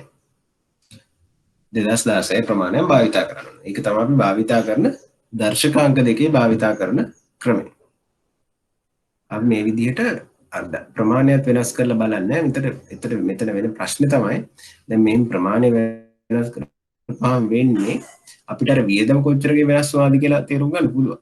දැන් සමස්ත වියදම වෙනස තේරුම් ගන්න පුළුවන්. සමස්ත වියදම 2012 අවුරුද්දේදී 4250යි 2016 අවුරුද්දේ 4345යි යනු අපිට ඇවිල්ලා තියෙනවා වියදම 2.24 වැඩි වෙලා. ඒතර වියදම වෙනස අපිට තේරුම් ගන්න පුළුවන් වුණාට අපි මේ මිල දර්ශකවල ප්‍රධාන අරමුණ තමයි මිල මට්ටමේ වෙනස තේරුම් ගැනීම. හරිද? එතන මිල මට්ටමේ වෙනස තේරුම් ගැනීම සඳහා කියන අරමුණ වෙත යද්දී දැන් සාමාන්‍යයෙන් භාණ්ඩවල මිල ගණන් වැඩි වුණාම මොකද වෙන්නේ? භාණ්ඩවල මිල ගණන් වැඩි වුණාම මොකද වෙන්නේ? භාණ්ඩවල මිල ගණන් වැඩි වුණාම මිනිස්සු කරන්නේ මොකද්ද? පරිභෝජන ප්‍රමාණය කරන ප්‍රමාණය අඩු කරනවා නේ. දැන් උලන්ට ඒක ඊටම පැහැදිලිව වෙන්නේ මේක බැලුවොත්. මේ ටික එකතු කළාම වෙනවා ඒක කීයද? 48 48යි 49 52යි 55ක් වෙනවා එකතු කළාම ප්‍රමාණ ඒකක ප්‍රමාණය. හරිද? මේ ටික එකතු කළාම ඔයගොල්ලන්ට එනවා 35යි 41යි 42යි 44යි 46ක්. බලන්න. මේ ඒකක ප්‍රමාණය 55 ඉඳලා 46ට මේ අඩු කරගෙන. අර කලින් මතකද අපි අර මිල විතරක් ටික විතරක් එකතු කරලා අපි දාගත්ත එක. මිල ටික විතරක් එකතු කළාම අපිට ආවනේ 500. මේ මිල ටික එකතු කළාම අපිට ආවා 650ක්. 650කුයි 500කුයි ආවා. දැන් මේ මිල අපිට පේනවා පැහැදිලිව වැඩි වෙලා කියලා 2012 ඉඳන් 16ට යද්දි. ඒතර මිනිස්සු කරලා තියෙන්නේ මොකද්ද? ඒගොල්ලන්ගේ පරිභෝජනය 55 ඉඳලා 46ට අඩු කරගෙන. ඒතර සමස්ත වියදමේ හින්දා දාල වශයෙන් 0.2ක් කියලා කියන්නේ ලොකු වෙනසක් වෙලා නැහැ. ඒ වට්ටමේ තියෙනවා.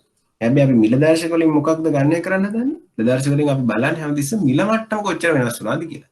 මේ මිල මට්ටමේ වෙනස තේරුම් ගන්න අපි හැමතිස්සෙම මේ හරේලාවේ මේ Q කියන එක මේ ප්‍රමාණය නියතව තියාගන්න. එක්ක අපි 2016 පාවිච්චි කරන්න, එක්ක 2012 පාවිච්චි කරන්න. අන්න ඒ පාවිච්චි කරන විදිහ අනුව තමයි අපිට මේ ලස් පෙරස් සහ පාෂය කියන මිල දර්ශක දෙකක් හම්බෙලා තියෙන්නේ. දැන් බලමු ලස් පෙරස් මිල දර්ශකය කියන්නේ මොකක්ද කියලා.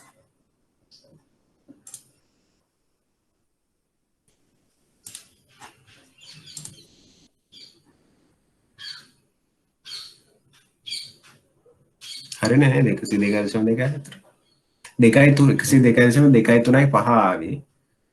එතකොට මම අර වැටෙවුවාම තමයි 102.3 වෙන්නේ හරිද? දශම ස්ථාන දෙකකට දැම්මේ. වැටෙවුවෙන් තමයි ශාසනය කියලා කියනවා. හරි.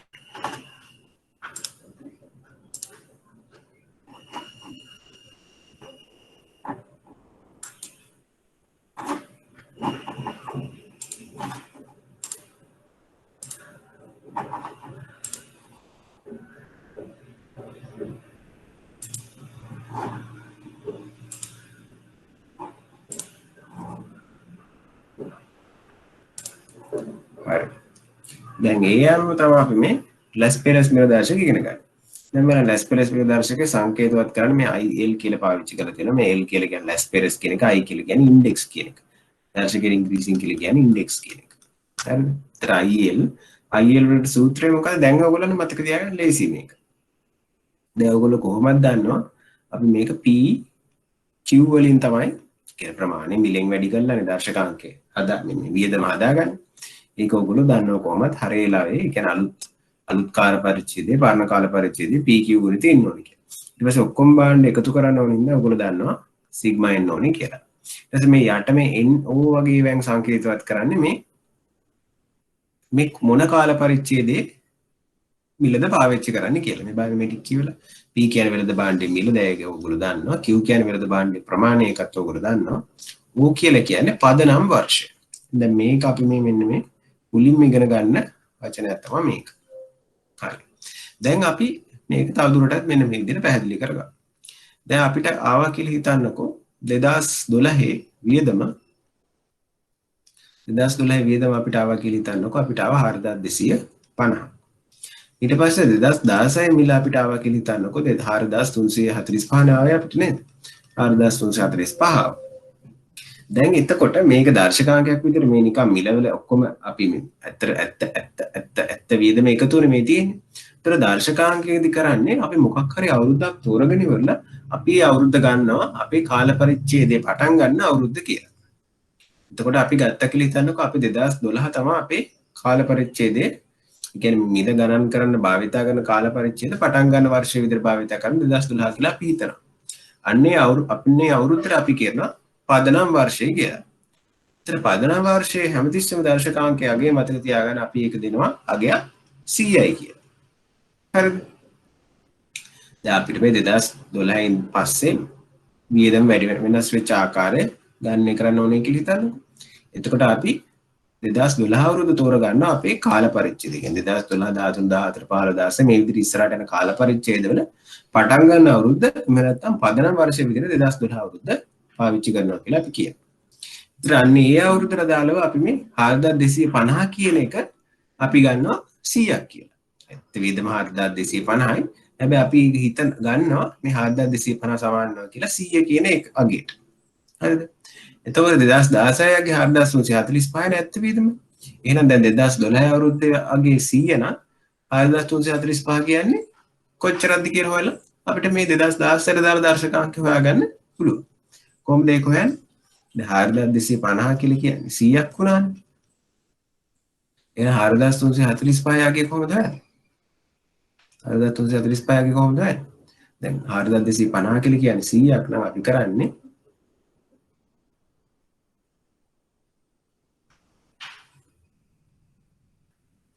මොකක්ද අපි කරන්නේ? 4250 කියන්නේ 100ක් නම් එකක් කියන්නේ අපි දන්නවා 100 බෙදීම 4250 කියලා. ඒක වැඩි කරනවා 4345. හරි. මේක මෙහෙම අමාරුවෙන් මතක තියාගන්න ඕනේ නැහැ. මොකක්ද අපි කරන්නේ? අර අදාළ වියදම තියෙනවානේ. අදාළ වියදම කොච්චරද? මෙන්න මේ 4345. එතකොට 2012 වියදම කොච්චරද? 4250. මේ අනුපාතය ගත්තා 4345 ප්‍රතිශතයක විදිහම තමයි. 4345 ගත්තා. ඕක 4250න් බෙදුවා. ඒක වැඩි කරනවා 100. එතකොට එනවා අපිට අර අගේම එනවා 102.24 කියලා දශම ස්ථාන දෙකකට වැටෙනවා. එහෙනම් 2016 දාන දර්ශකාංකය අගේ කොච්චරද? 102.24යි. දැන් ඔය විදිහට 2017 ආවා කියලා හිතන්නකො මෙහෙම අගයක් 4500ක් ආවා. 2016 4500 ආවා කියලා හිතන්නකෝ. එතකොට අපි 2014 දාලා දර්ශකාංකය කොහොමද හොයන්නේ? 2014 දාලා දර්ශකාංකය අපි කොහොමද හොයන්නේ? අර 4500 අපි ගන්නවා 2012 අවුරුද්දේ වියදම 4250යි. ඕක වැඩි කරනවා 100. හරිද? මේක සුළු කළාම කීයක් එනවා?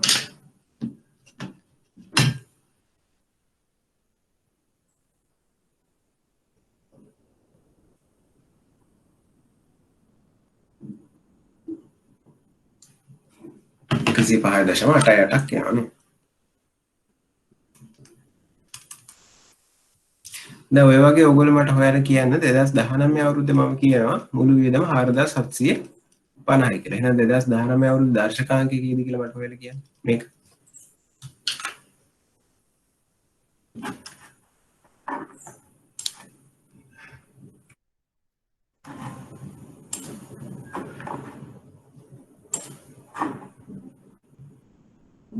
chat එකේ දාන්න හොයලා.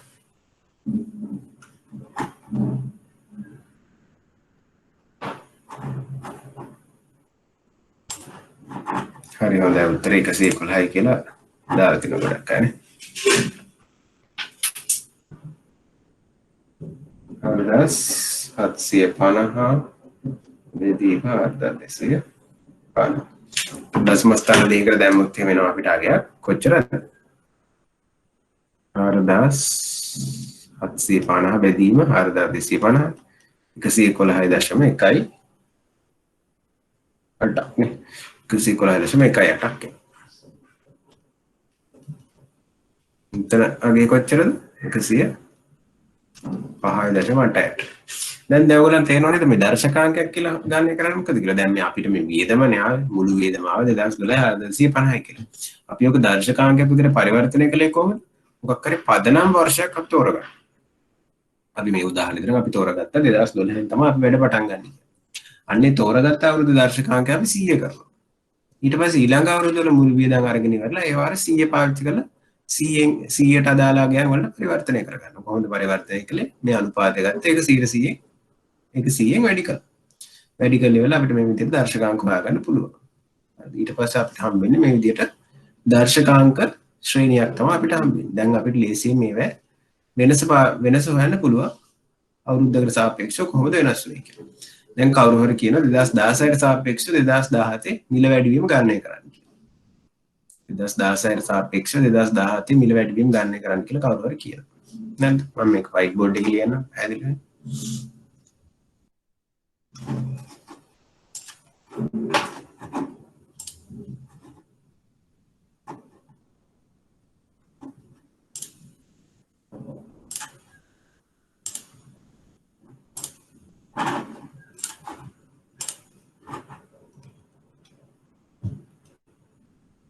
දැන් ඔයගොල්ලන්ට කවුරු හරි කියනවා මෙන්න මේ දර්ශකාංක ටිකක් දෙන්න. දැන් 2012 අවුරුද්දේ අපිට ආවා දර්ශකාංකය 100යි. 2016 දී ආවා 102.24ක්. ඒ වගේ 2017 දී ආවා කියලා කියන්නේ 105ක් කියලා මම නිකන් ගන්දානේ. 2019 දී ආවා 111ක්. 2020 දී ආවා 115. දැන් කවුරු හරි කියනවා 2016 ඉඳලා 2020ට මිල වැඩිවීම හොයන්න කියලා. උත්තර කරන්නේ මොකක්ද? එතකොට අර වියදම ලොකු ඉලක්කම් භාවිත කරන්න ඕනේ නැහැ. දැන් අපිට දර්ශකාංක අපි ගණනය කරගෙන තියෙන්නේ. උත්තර කරන්නේ මොකක්ද? 115යි 2020 අවුරුද්දේ දර්ශකාංකයගේ 2016 අවුරුද්දේ දර්ශකාංකයගේ 102.24යි. ඕක වැඩි කරනවා 100ට 100. ඔන්න 2020 ඉඳලා 2016ට 2016 ඉඳලා 2020ට මිල වැඩි ප්‍රතිශතය හොයන්න පුළුවන්. මේ වගේත් ඔයගොල්ලෝ මට හොයලා ඊට පස්සේ ඔයගොල්ලෝ මට හොයන්න 2014 සාපේක්ෂව 2019 මිල වැඩිවීමේ ප්‍රතිශතය. මේ උත්තරය තොර 2014 සාපේක්ෂව 2019 මිල වැඩිවීමේ ප්‍රතිශතය මට හොයලා කියන්න.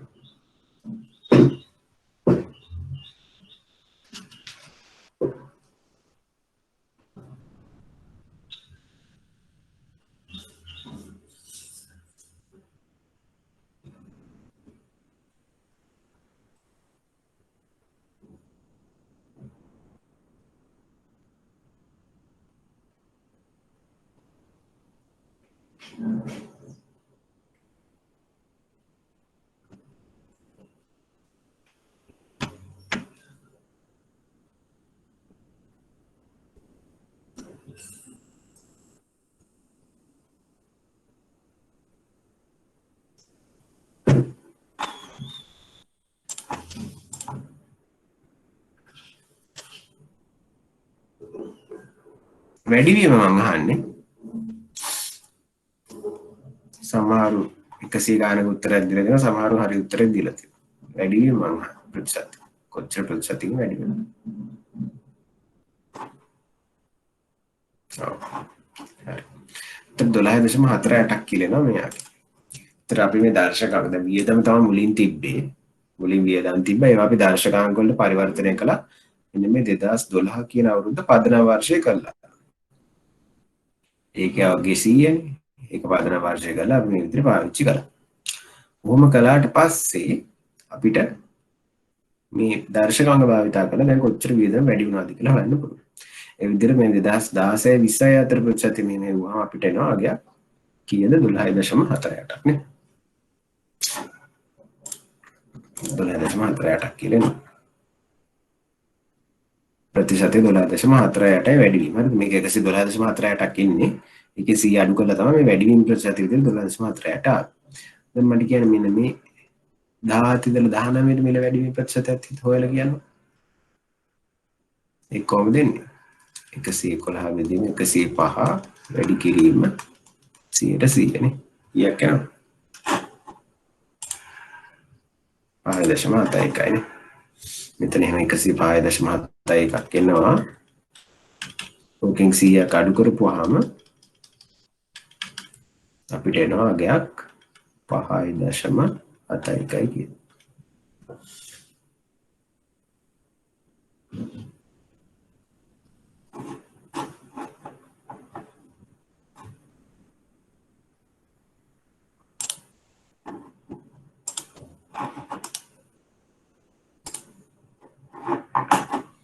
දශමතයකයි කියලා හරිද? දැන් තාම අපි හරියට ලාස් පෙරස් පිළිදාශය ඉගෙන ගත්තේ නැහැ. දැන් අපි යමු ලාස් පෙරස් පිළිදාශය ඉගෙන ගන්න.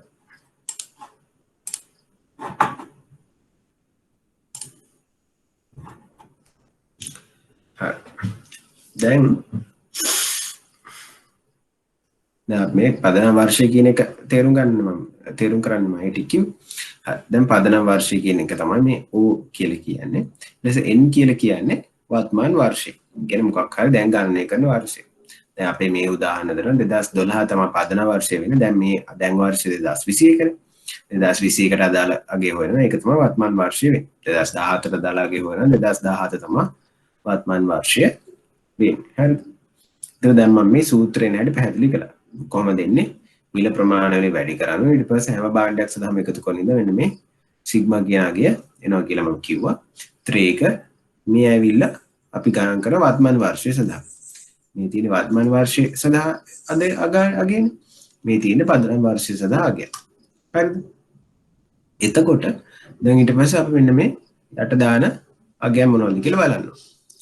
දැන් බලන්න ලැස් පෙරස් මිල දර්ශකයේදී භාවිතා කරන්නේ ඕන මිල දර්ශකයේදී භාවිතා කරන වර්තමාන වර්ෂයේදී භාවිතා කරන වර්තමාන වර්ෂයේ මිල. හරිද? කියන්නේ 2020 කරන 2020 හාල් පිටි සීනි මිල තමයි පාවිච්චි කරන්නේ. ඒ හින්දා තමයි මේ PN කියන එක භාවිතා කරලා තියෙන්නේ. කියන වර්තමාන වර්ෂයේ මිලවල තමයි අපි පාවිච්චි කරන්න ඕනේ. හරිද? ඊට පස්සේ ප්‍රමාණය. හරි. ප්‍රමාණයට කලින් මිල ඉවර කළෙමුකෝ අපි.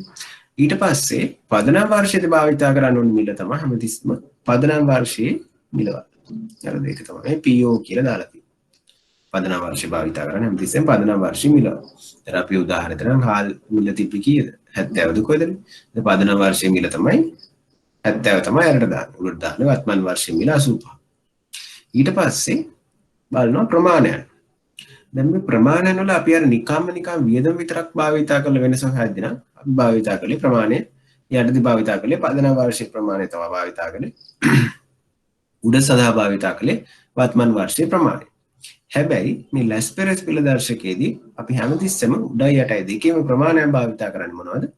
පදනම් වර්ෂයට අදාළ ප්‍රමාණයන් තමයි භාවිතා කරන්නේ. ඕක තමයි වැදගත්ම දේ මේ මතක තියාගන්න ඕනේ. මිල හැමතිස්සෙම වර්තමාන වර්ෂයේ මිල තමයි වර්තමාන කාල පරිච්ඡේදයට භාවිතා කරන්නේ. පදනම් වර්ෂයේ මිල තමයි පදනම් කාල පරිච්ඡේදයට භාවිතා කරන්නේ.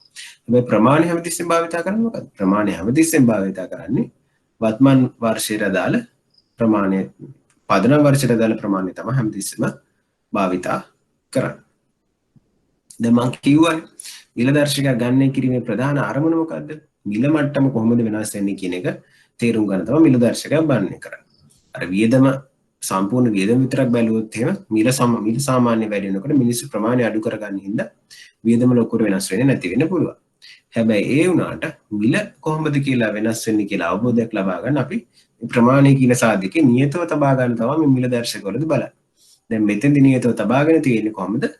පදනම් කාල පරිච්ඡේද දාල ප්‍රමාණය තමයි අපි මේ මෙතෙන්දි මේ නියතව තබාගෙන තියෙන්නේ. එතකොට මේ ගණනය කරලා තියෙන මේ වියදම ගණනය කරලා තියෙන අපි කියනවා මොකක් හරි භාණ්ඩ පැසක් සඳහා කියලා. මොකක් හරි භාණ්ඩ බාස්කට් එකක් සඳහා කියලා අපි කියනවා. මේ බාස්කට් එකේ තියෙන පුළුවන් හාල් කිලෝ 5යි සීනි කිලෝ 2යි පොල් තෙල් ලීටරයි බිත්තර 3යි සමන්ටින් 3යි ඔය වගේ නියත භාණ්ඩ පැසක්. මේ ප්‍රමාණය වෙනස් වෙන්නේ නැහැනේ. පදනම් කාල පරිච්ඡේදයේ ඉඳලා 2012 ඉඳලා 2016 යනකොට මේ ප්‍රමාණයෙන් අපි සූත්‍ර වෙනස් කරන්නේ නැහැ.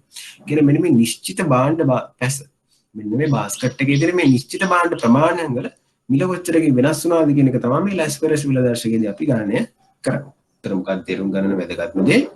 පදනම් කාල පරිච්ඡේදයයි වත්මන් කාල පරිච්ඡේදය අතර අපි මේ භාණ්ඩ පැස මේ බාස්කට් එකේ තියෙන භාණ්ඩ වල ප්‍රමාණය වෙනස් කරන්නේ. භාණ්ඩත් සමානයි ප්‍රමාණයත් සමානයි. මිල විතරයි වෙනස් වෙන්නේ. ඒ අනුව අපිට ඉතා පැහැදිලිව මිල මට්ටම කොච්චර වෙනස් වුණාද කියලා ලැස්පෙරස් මිල දර්ශකය භාවිතා කරලා ගණනය කරගන්න පුළුවන්. දැන් අපි අර කලින් උදාහරණෙටම ලැස්පෙරස් මිල දර්ශකයගේ ගණනය කරලා බලමු.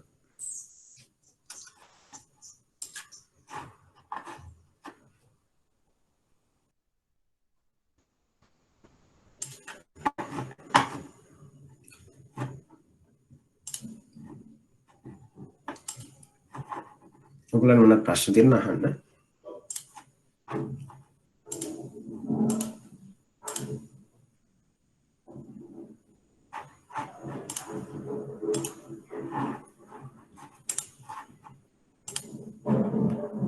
හරි.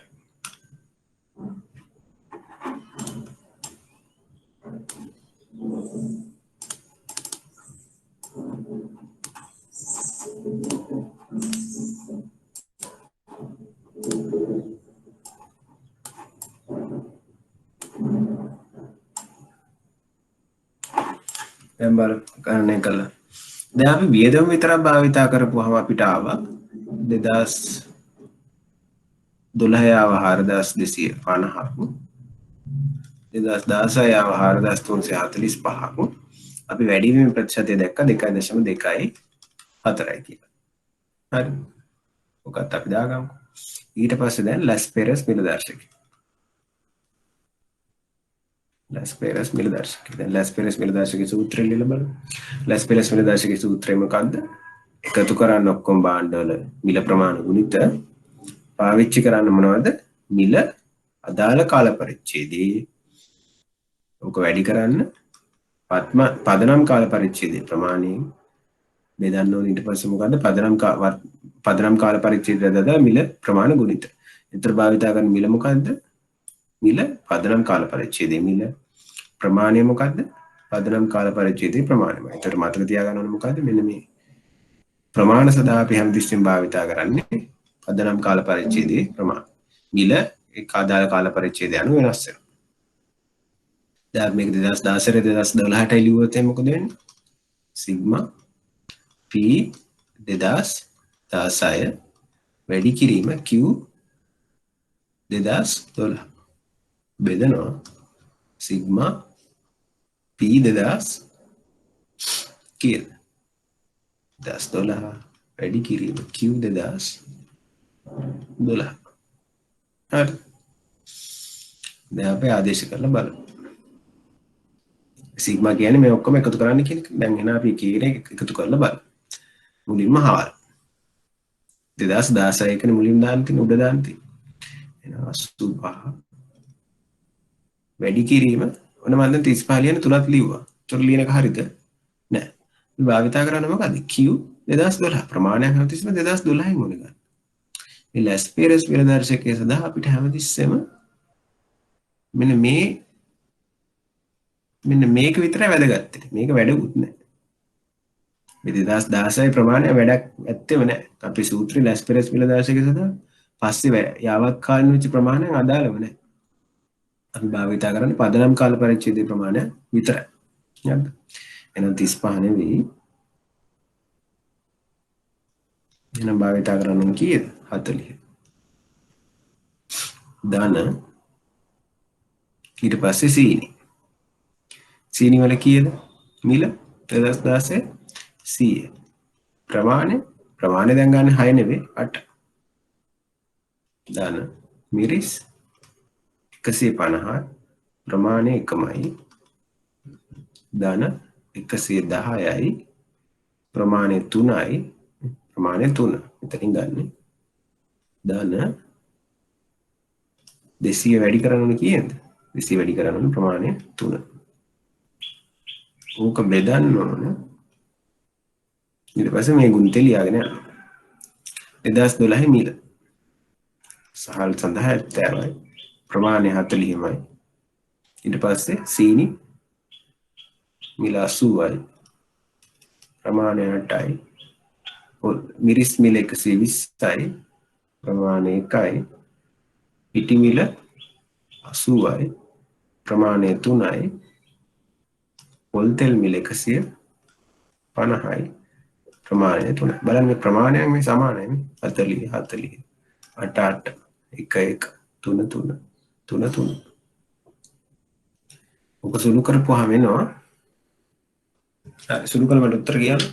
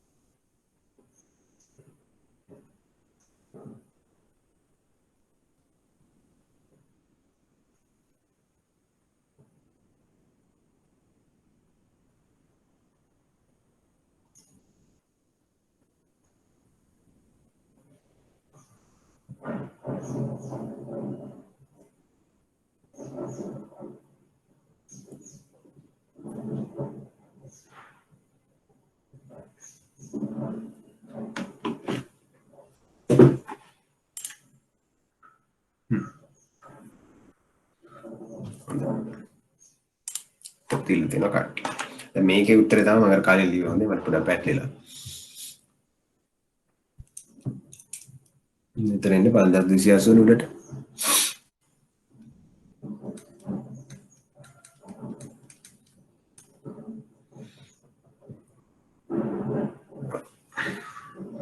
මේක ඔයගොල්ලෝ 100න් වැඩි කරලානේ හොඳයි.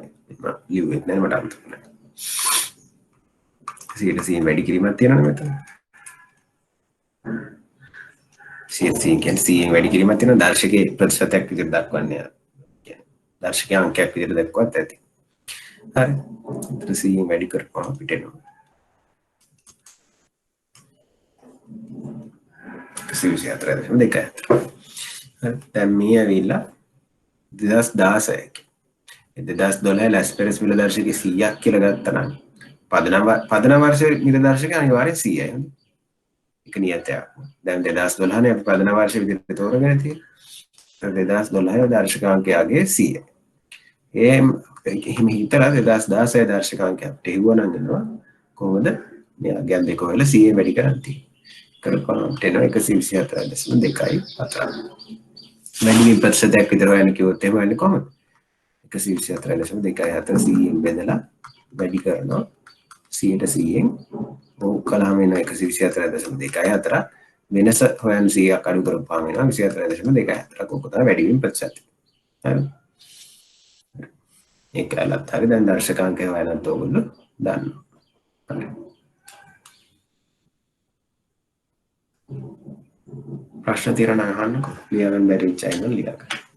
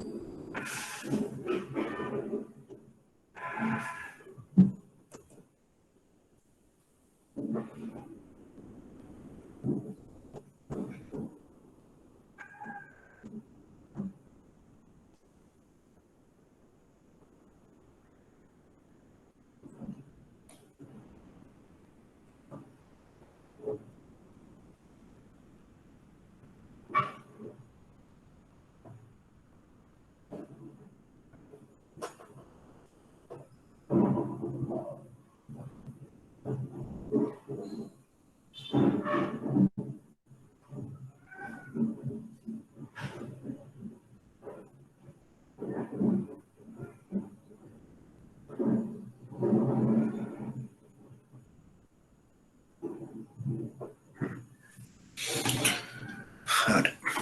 දැන් අපි බලමු පාසීය මිල දර්ශක කියන්නේ මොකක්ද කියලා.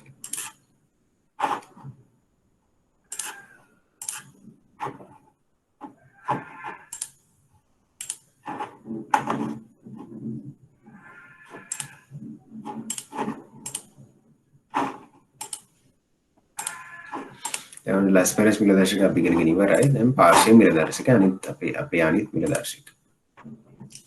ලැස්පෙරස් දර්ශකයේ බරතැබුම් ලෙස යොදා ගනුයේ පදනම් වර්ෂයේ භාණ්ඩ ප්‍රමාණය.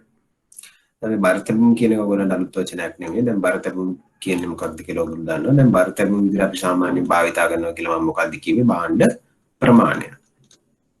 හරි ප්‍රමාණයනේ බරතැබුම් විදිහට භාවිතා කරනවා කියලා කිව්වේ. හරි p වැඩි කලේ q වලින් විතර ප්‍රමාණය සහභාගී කරගත්ත විදිහ තමයි මේ බරතැබුම් විදිහට තමයි අපි සහභාගී කරගත්තේ. ඒත් ලැස්පෙරස් දර්ශකයේ මේ ප්‍රමාණයෙන් භාවිතා කළේ මොන ප්‍රමාණයද? ප්‍රමාණ හැමතිස්සෙම භාවිතා කළේ ඕලා. ඒ කියන්නේ QO. QO තමයි ප්‍රමාණයෙන් විදිහට භාවිතා කරන ලැස්පෙරස් මිල දර්ශක හැමතිස්සෙම පදනම් වර්ෂයේ භාණ්ඩ ප්‍රමාණය තමයි භාවිතා කළේ. හැබැයි නමුත් පාර්ශ්වීය ක්‍රමයේදී ඒ වෙනුවට බරතැබුම් ලෙස වත්මන් වර්ෂයේ භාණ්ඩ ප්‍රමාණය යොදා ගන්න ලැබේ. ඒතර ලැස්පෙරස් මිල දර්ශකයයි පාර්ශ්වීය මිල දර්ශකයයි අතර ප්‍රධාන වෙනස මොකක්ද? P වල වෙනසක් නැහැ. ප්‍රමාණය තමයි වෙනස තියෙන්නේ. ලැස්පෙරස් මිල දර්ශකයේදී ප්‍රමාණය විදිහට භාවිතා කළේ පදනම් වර්ෂයේ භාණ්ඩ ප්‍රමාණය. හැබැයි පාර්ශ්වීය මිල දර්ශකයේදී බරතැබුම් ලෙස භාවිතා කරන්නේ මොන වර්ෂයේ භාණ්ඩ ප්‍රමාණයද? වත්මන් වර්ෂයේ භාණ්ඩ ප්‍රමාණය. ඒ කියන්නේ QN. ලැස්පෙරස් වලදී QO, පාර්ශ්වීය වලදී QN. චරයි වෙනස. දර්ශකයේ ගොඩනගද්දී සිග්මා කලින් වගේම තමයි P වල මෙතන උඩ PN යට PO. වත්මන් වර්ෂයට දාලා මිල පදනම් වර්ෂයට දාලා මිල. හැබැයි ප්‍රමාණය බලන්න ප්‍රමාණය නියතය කලින් එකේදී QO තිබ්බ එක පාර්ශ්වීය ක්‍රමයේදී අපිට ඇවිල්ලා තියෙනවා QN කියලා. හරිද? කලින් එකේදී අපි හැමතිස්සෙම භාවිතා කළේ පදනම් වර්ෂයේ භාණ්ඩ ප්‍රමාණය උඩයි යටයි. මෙතෙන්දී අපි භාවිතා කරන්නේ වත්මන් වර්ෂයේ භාණ්ඩ ප්‍රමාණය. දැන් මේතනත් භාවිතා කරන්නේ මේ බලන්න මේ. එකම නියත බාස්කට් එකක් තමයි කාල පරිච්ඡේද දෙකටම අදාළ භාවිතා කරන්නේ. හැබැයි භාවිතා කරන බාස්කට් එක ලැස්පෙරස් ක්‍රමයේදී අර 2012 බාස්කට් එකේ මිල වෙනස වෙන විදිහ තමයි අපි අධ්‍යයනය කළේ. හැබැයි පාර්ශ්වීය ක්‍රමයේදී අපි අධ්‍යයනය කරන්නේ අර 2016 මිනිස්සු පාවිච්චි කරපු බාස්කට් එක. එහෙම නැත්නම් භාණ්ඩ පැසේ මිල වෙනස් වීම තමයි අධ්‍යයනය කරන්නේ. හරිද? ඒතර භාණ්ඩ පැස කාල පරිච්ඡේද දෙක ගණනය කරන කාල පරිච්ඡේද 2 හරි 3 හරි 4 හරි ඕන කාල පරිච්ඡේද නියතයක්. හැබැයි භාවිතා කරන භාණ්ඩ පැස ඒක නියතයක් වුණාට මොන කාල පරිච්ඡේද අදාළ භාණ්ඩ පැසද පාවිච්චි කරන්නේ? පාවිච්චි කරන්නේ වත්මන් කාල පරිච්ඡේද. කියන්නේ දැන් මේ මොහොතේ පාවිච්චි කරන භාණ්ඩ පැසට අදාළව තමයි මිලවල් ගණනය කරන්නේ වත්මන් කාල පරිච්ඡේදය සඳහායි පදනම් කාල පරිච්ඡේදය සඳහා. ඒක තමයි පාර්ශ්වීය මිල දර්ශකයේ වෙනස ලැස්පෙරස් එකට සාපේක්ෂව. දැන් එහෙනම් අපි පාසේ මිල දර්ශකයක් ගන්න කියලා බලමු දරක් අපේ කලින් එකට.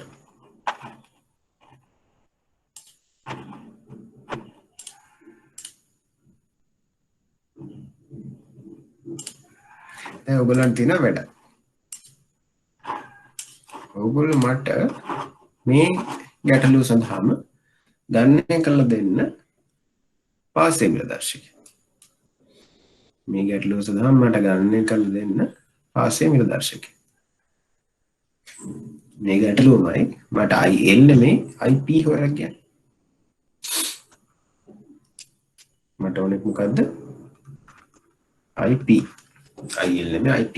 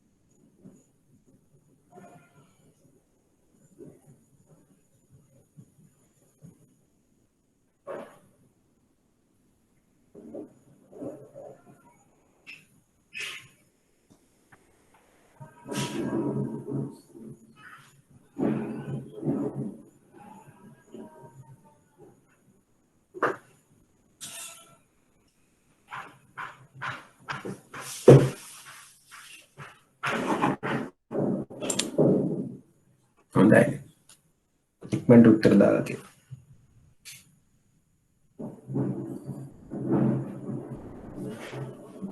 හොඳයි.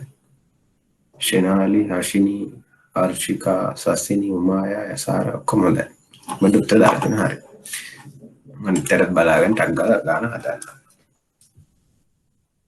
පාට පාවිච්චි කරලා දැන් IP එක කොහොමද දෙන්නේ? සිග්මා P NY Q Qෝද නැහැ. Qn කවුද?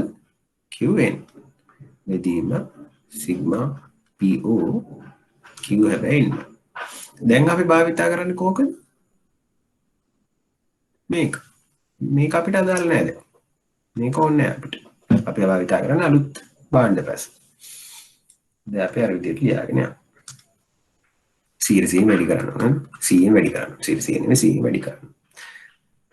ඒ කියන්නේ මොකද්ද? සිග්මා P 2016 වැඩි කිරීම Q 2016 බෙදීම සිග්මා P 2012 වැඩි කිරීම Q 2016. ඔක දාපුවම අපිට එනවා 85 වැඩි කිරීම 40ද? නෑ 35. ධන 100 වැඩි කිරීම 6 ධන 150 වැඩි කිරීම 1 ධන 110 වැඩි කිරීම 2 ධන 200 වැඩි කිරීම 2. ඕක බෙදනවා කීයද? මිල 70යි ප්‍රමාණය 35යි කොළ පාට තිරුවේ ධන 80 වැඩි කිරීම 6 ධන 120 වැඩි කිරීම 120 වැඩි කිරීම 1 ධන 80 වැඩි කිරීම 2 ධන 150 වැඩි කිරීම 2. උත්තරේ එනවා කීයද?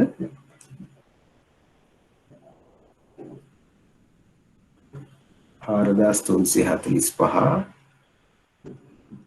මෙදීම 3510 වැඩි කිරීම 100 123.79. හරි. තව කට්ටිය උත්තර දාලා තියෙන 123.79 හොඳයි. දැන් ඔන්න පාර්ශ්ව ක්‍රමය අනුව මිල දර්ශකය ආවා. හරි. දැන් අපි මේක මෙතන දැක්කොත් එහෙම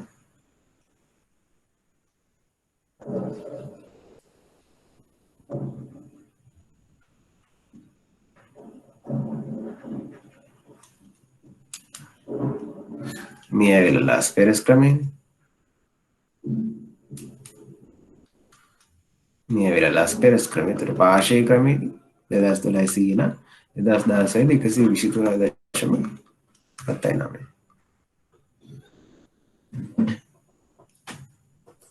දැන් බලන්න දැන් සමස්ත වියදම ගත්තත් එහෙම මේ 2.24 වැඩි වෙනවා. 102.24 නේ. ඒ උනේ අර මිල වැඩි වෙනකොට මිල වැඩි වෙලානේ. මිල වැඩි වෙනකොට අර මේ අපේ මොකද්ද? අපේ භාණ්ඩ ප්‍රමාණය ඒගොල්ලෝ අඩු කරගෙන තිබ්බා. මෙතන මේ 65ක්ද කොහෙද ඒකකවල එකතු ආවේ මෙතන නෑ. මෙතන 55ක්ද කොහෙද ඒකකවල එකතු ආවේ මෙතන 46ක්ද කොහෙද ඒකකවල එකතු ආවේ. අන්න ඒ විදිහට අඩු කරගත්ත හින්දා තමයි අර මුළු වේදම එච්චර ලොකුවට වැඩි වෙලා නැහැ. හැබැයි අපිට පේනවා අපිට මිල වැඩි වීම බලා ගන්න ඕන නම් මිල ස්පෙරස් හරි පාසියර් මිල දර්ශක ගන්න කලන හරි ගන්න කරාම පේනවා භාණ්ඩ පැස නියතව තබාගෙන මිල වෙනස ගන්න කලම අපිට පේනවා පැහැදිලිව ලස්පෙරස් ක්‍රමය අනුව 24.24 පාර්ශ්ව ක්‍රමය අනුව 23.79 කුණුයි මිල වැඩි වෙලා කියලා පේනවා. මතකද අර මිල විතරක් අපි ගණනය කරලා කලින් එකක් හදාගත්තා. මෙතන 500යි මෙතන 645යි ආවේ. ඒ අනුව අපිට ආවනේ 129කින් මිල වැඩි වුණා කියලා. මිල විතරක් එකතු කරපුවහම 500ක් ආවනේ.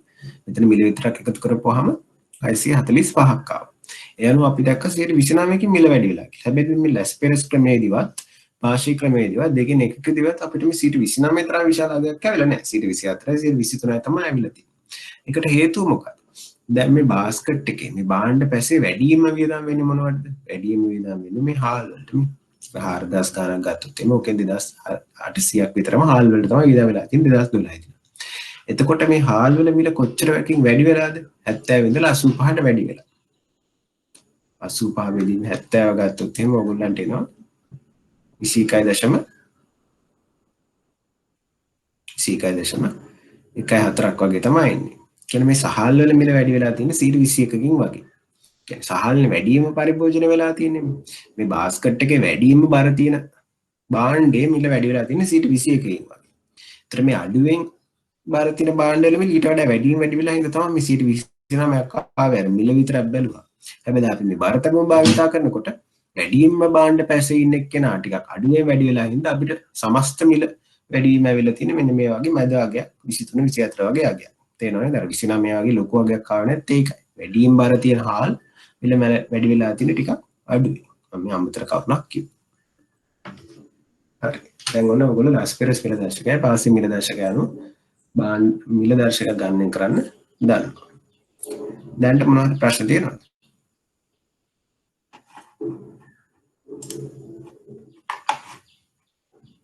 ප්‍රශ්න තියෙනවා අහන්න පුළුවන්.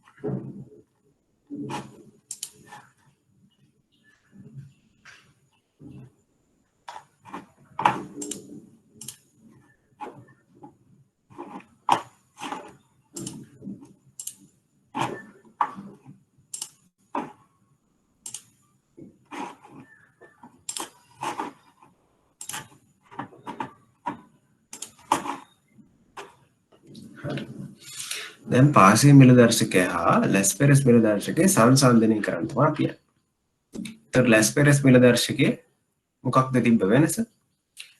මොකද්ද මේ දෙකේ තිබ්බ වෙනස? මේ දෙකේ තිබ්බ වෙනස තමයි Q එන්නේ. ලැස්පෙරස් මිල දර්ශකයේ දාල් භාවිතා කරන්නේ කවුද? Q ඕව. පාසී මිල දර්ශකයක් භාවිතා කරන්නේ කවුද? Q එන්න. ඕකනේ වෙනස තිබ්බේ නේද? ඔය වෙනස අනුව එනවා තමයි ඉතින් සංසන්දනය කියන්නේ. පදනම් කාල පරිච්ඡේදය මත ಭಾರತ බිම් සිදුවන බැවින් සමීක්ෂණ වියදම් අඩු වෙනවා. මේ කියන්නේ මොකද්ද? දැන් ඔය සමීක්ෂණ වියදම් කියලා කියන්නේ දැන් කොහොමද මේ අතර මේ දර්ශකයක් ගොඩනගන්නේ? දර්ශකයක් ගොඩනගන්න කලින් අපි යන්න ඕනේ සමීක්ෂණයක් කරන්න.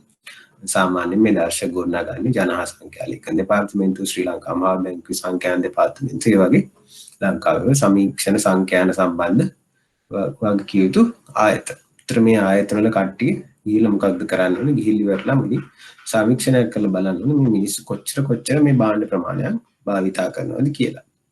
සාමාන්‍ය ගෙදරක සහල් කිලෝ කීයක් භාවිතා කරනවද මාළු කිලෝ කීයක් භාවිතා කරනවද ඔය වගේ සමීක්ෂණ කටයුත්තක් කරන්න. ඊට පස්සේ මිල කොහොමද සමීක්ෂණය කරන්නේ? මිල සමීක්ෂණය කරන්න ප්‍රසිද්ධ සිල්ලර විදුලි පොළ වලට ගිහිල්ලා ඉවරලා දැන් මිල කොහොමද කියලා බලන්න. ඒතර ඔයගොල්ලෝ හිතන්නේ මේ මිල හොයන එකද අමාරු ඇත්තේ පාවිච්චි කරන ප්‍රමාණය හොයන එකද? මිල හොයන එක එච්චර අමාරු නෑ නේද? සාමාන්‍යයෙන් මිලද ටිකක් ලොකු සිල්ලර වෙළඳපොළකට එහෙම නැත්නම් තොග මිල හොයන්න ලොකු තොග වෙළඳපොළකට ගියාම මිල ගැන අවබෝධයක් ලබා ගන්න පුළුවන්. එකක් මැද නම් දෙක තුනකට ගියා නම් වැඩේ ඉවරයි. අපිට මිල ගැන අවබෝධයක් ලබා ගන්න පුළුවන්. හැබැයි ප්‍රමාණය ගැන අවබෝධයක් ලබා ගන්න ඊට වඩා අමාරුයි. සාමාන්‍ය පවුල් ඒකකයක් මෙච්චර භාණ්ඩවල මෙච්චර ප්‍රමාණයක් භාවිතා කරනවා කියලා හොයන්න අපිට ටිකක් අමාරුයි. ප්‍රමාණය හොයන්න ටිකක් බාහිර දුර සමීක්ෂණයක් කරන්න වෙනවා. හරිද? එතකොට දැන් මේ පාර්ශ්ව මිල දර්ශකයේදී අපි හැමතිස්සෙම භාවිතා කරන්නේ මොකද්ද? අපි භාවිතා කරන්නේ එන්න වත්මන් කාල පරිච්ඡේදයේ ප්‍රමාණය. ඒතර 2012 අපි මේ වැඩේ පටන් ගන්නවා නම් 2013 මිල දර්ශක ගණනය කරන් සමීක්ෂණයක් කරලා ඉවරලා 2013 කොච්චර ප්‍රමාණයක් මේ පවුල් ඒකක භාවිතා කරනවද කියලා හොයන්න. 2014 දර්ශකාංග ගණනය කරන් ආයිත් මේ වැඩේ කරන්න. 15 ආයිත් මේ වැඩේ කරන්න. ඒකට සමීක්ෂණ විධාන වලට මොකද වෙන්නේ? සමීක්ෂණ විධාන ගොඩක් වැඩි. මොකද මේ ප්‍රමාණය ගැන හැමතිස්සෙම සමීක්ෂණ කරන්න ඕනේ. හැබැයි ලස්පෙරස් මිල දර්ශක ක්‍රමයේදී අපිට මේ 2012 භාණ්ඩ පැස කිසි කරදරයක් නැතුව 14 පාර හැම අවුරුද්දටම භාවිතා කරන්න පුළුවන්. මොකද ප්‍රමාණය භාවිතා කළේ පදනම් වර්ෂයේ ප්‍රමාණය හින්දා. එතකොට අර කරන්න ඉන්නේ වෙළඳපොළට ගිහිල්ලා මිල ගැන හොයාගන්න කෑල්ල විතරයි අපිට කරන්න වෙන්නේ. එහෙනම් ලස්පෙරස් මිල දර්ශකයේදී සමීක්ෂණ ඉදන් අඩු වෙනවා කියන එක ඔයගොල්ලන් තේරෙනව නේද? ඒකට හේතුව මොකද්ද? පදනම්කාර පරිච්ඡේදය මත බර තැබීම හිතුවනේ ඉඳලා භාණ්ඩ පැස ආයි යාවත් කාලින කිරීමේ අවශ්‍යතාවය වෙන නොනගින හින්දා. ඊට පස්සේ ලැස්පෙරස් ක්‍රමයේදී දර්ශකාංක සංසන්දනය පහසු වෙනවා. දැන් ලැස්පෙරස් ක්‍රමයේදී මේ හරය නියතයක් ඉඳලා ලැස්පෙරස් ක්‍රමයේදී හරය හිටියේ කවුද? හරය හිටියේ අර PO QO නේද? දැන් අර පාර්ශ්ව ක්‍රමයේදී හරය ඉන්නේ කවුද? PO Q වෙන්නේ මේ 2013 14 15 ඔහොම යනකොට මෙයා එන්නේ වෙනස් වෙනවා. එතකොට මේ අර දර්ශකයේ සංසන්දනය කිරීම කියන්නේ ගණිතමය සංසන්දනය කරන්නේ මේක ලේසි හරය හැමතිස්සෙම නියතයක් තියෙනවා. ඒතර තේරුම් ගන්න ලස්පෙරස් ක්‍රමයේදී දර්ශක සංසන්දනය පහසු වෙන එක වාසිය. ඒතර සමීක්ෂණ විධාන අඩුවේ වාසිය, දර්ශක සංසන්දනය පහසුවේ වාසියක් ලස්පෙරස් මිල දර්ශකයේ වාසිය තමයි ඔය. ඊට පස්සේ දැන් පාර්ශ්ව මිල දර්ශකයක් ගණනය කරන එතන හරි වාසිය තියෙන හින්දා නේද? ඒතර පාර්ශ්ව මිල දර්ශකයක් බලමු මොනවද තියෙන වාසිය කියලා. පාර්ශ්ව මිල දර්ශකයේ යාවත් කාලින තොරතුරු භාවිතා කර බර තැබීම සිදුවන නිසා දර්ශකාංකය මගේ යථා තත්ත්ව නිරූපණය වෙනවා. දැන් ලැස්පෙරස් මිල දර්ශකය භාවිතා කරන්නේ 2012 බාස්කට් එක තමයි භාවිතා කරන්නේ. 2012 මිනිස්සු මොනවද පාවිච්චි කර භාණ්ඩ ප්‍රමාණය ඕක අනුව තමයි අපි මිල මට්ටම හොයන්නේ. හැබැයි පාර්ශ්ව ක්‍රමයේදී අපි හොයන්නේ යන්නේ 2016 මිල මට්ටම ප්‍රමාණයන් අනුව තමයි හොයන්නේ. දැන් හිතන්නකෝ මොකක් හරි අපි උදාහරණයකට ගමු.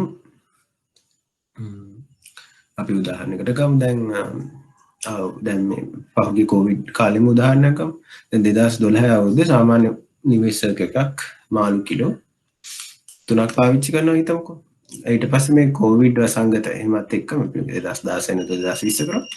2020 වෙනකොට කොවිඩ් වසංගතේ එහෙම එක්ක අර මාළු පරිභෝජන ටිකක් අඩු වුණා නේද? අර මාළු වෙළඳසැල් වලින් කොවිඩ් ආසාදිතය හොයාගෙන මේ කරුණුත් එක්ක මාළු පරිභෝජනය අඩු වුණා.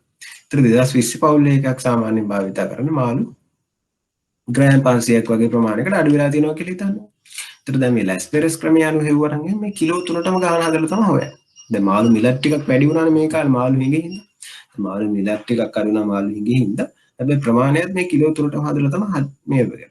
ඒතර මේ යථා තත්ත්ව නිරූපණය වෙනවද ලැස්පෙරස් ක්‍රමයේදී මේ වගේ අවස්ථාවකදී? නැහැ නේද? අර පරණ භාණ්ඩ පැස පාවිච්චි කරන හින්දා යථා තත්ත්ව නිරූපණය වෙන්නේ නැහැ. හැබැයි පාර්ශ්ව ක්‍රමයේදී මේ යථා තත්ත්වය තමයි නිරූපණය වෙන්නේ. මොකද වත්මන් කාල පරිච්ඡේදයේ භාවිතා කරන ප්‍රමාණයට අදාළව තමයි මිල සඳහා බර තැබීම සිදු වෙන්නේ.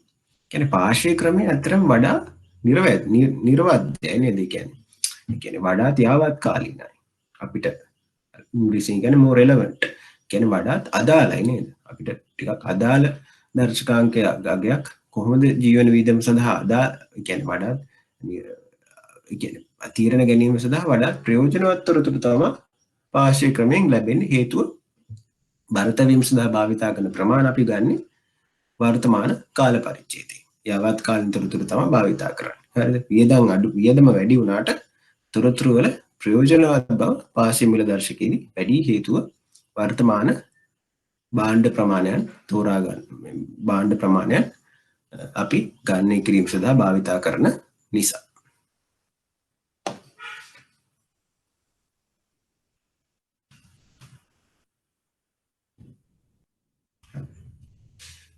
අපිට තියෙනවා මිල දර්ශක සැකසීමේදී සැලකිය යුතු කරුණු. ඊට කලින් මොනවා හරි ප්‍රශ්න තියෙනවද ඔයගොල්ලන්ට?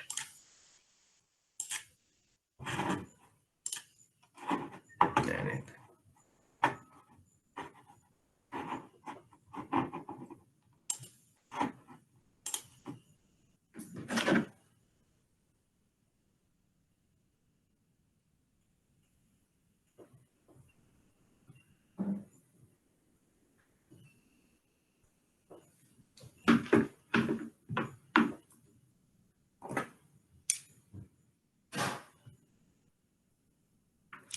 හරි. මිල දර්ශක සැකසීමේදී සැලකිය යුතු කරුණු. දැන් මේවා අපි අර මෙච්චර වෙලා සාකච්ඡා කරපු කරුණු විස්තරෙම ඔයගොල්ලන්ට ගොඩනගා ගන්න පුළුවන් කරුණු ටික තමයි මේ දීලා තියෙන සාරාංශගත කරලා.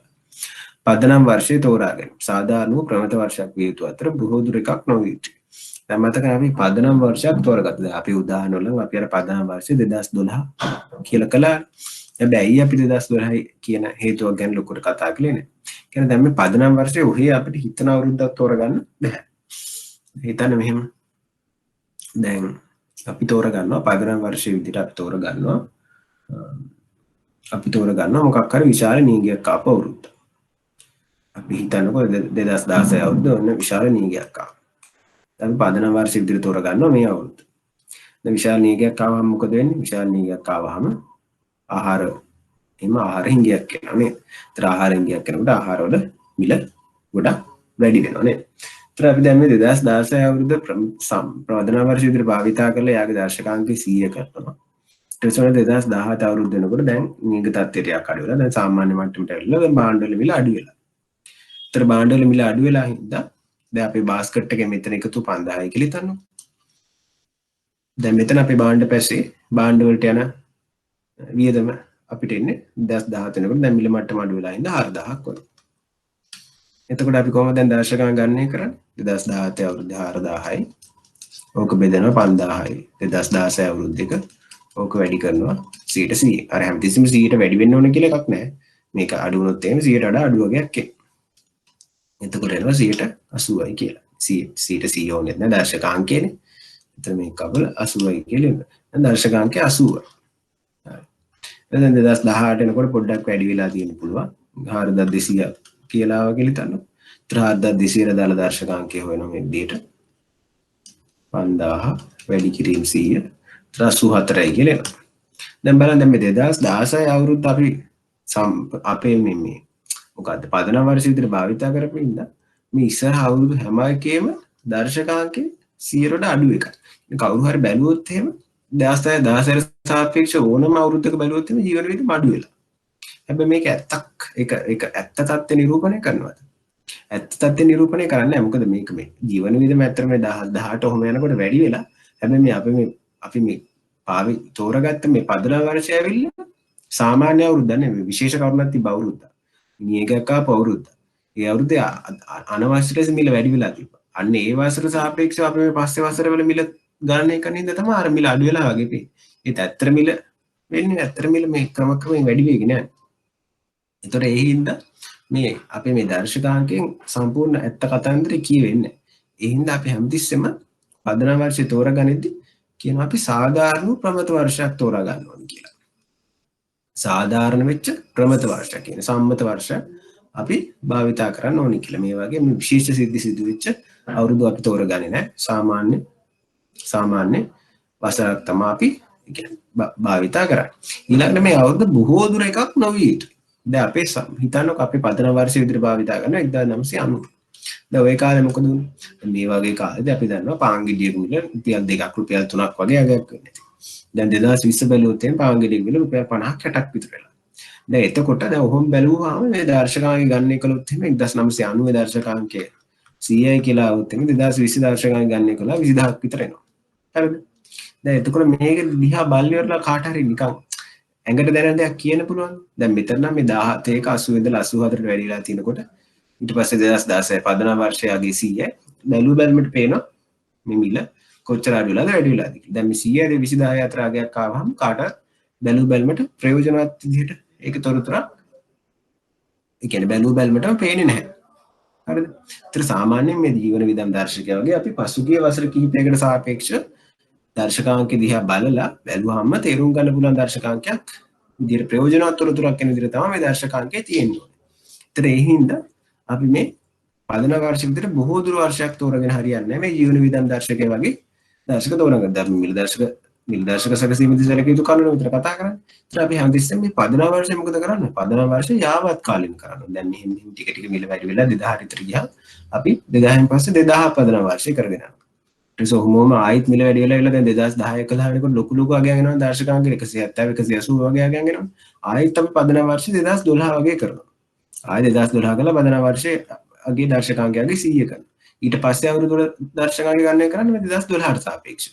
ඔය විදිහට අපි මේ පදන වර්ෂයේ කාලයකට සැරයක් යාවත් කාලෙන කරගෙන යන්න ඕනේ. මොකද අර පදන වර්ෂය ගොඩක් දුරක් වුණොත් එහෙනම් අපිට මේ දර්ශකාංකයේ තියෙන ප්‍රයෝජනවත් බව අඩු වෙන හින්දා. හරි.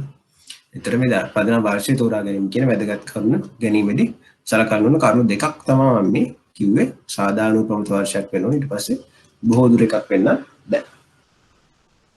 ඊට පස්සේ නියෝජනය වෙන භාණ්ඩ පැස තෝරා ගැනීම. දැන් මේක ඇවිල්ලා හරියාකාරව සමීක්ෂණයක් කරලා ඉවරලා තෝරගන්න ඕනේ.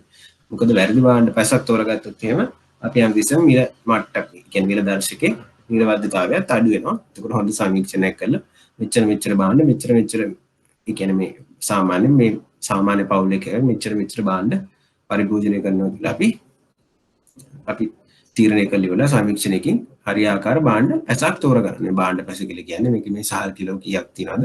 සෙමන්ටින් කීයක් තියෙනවද? දන්නේ කියන තොරතුරු.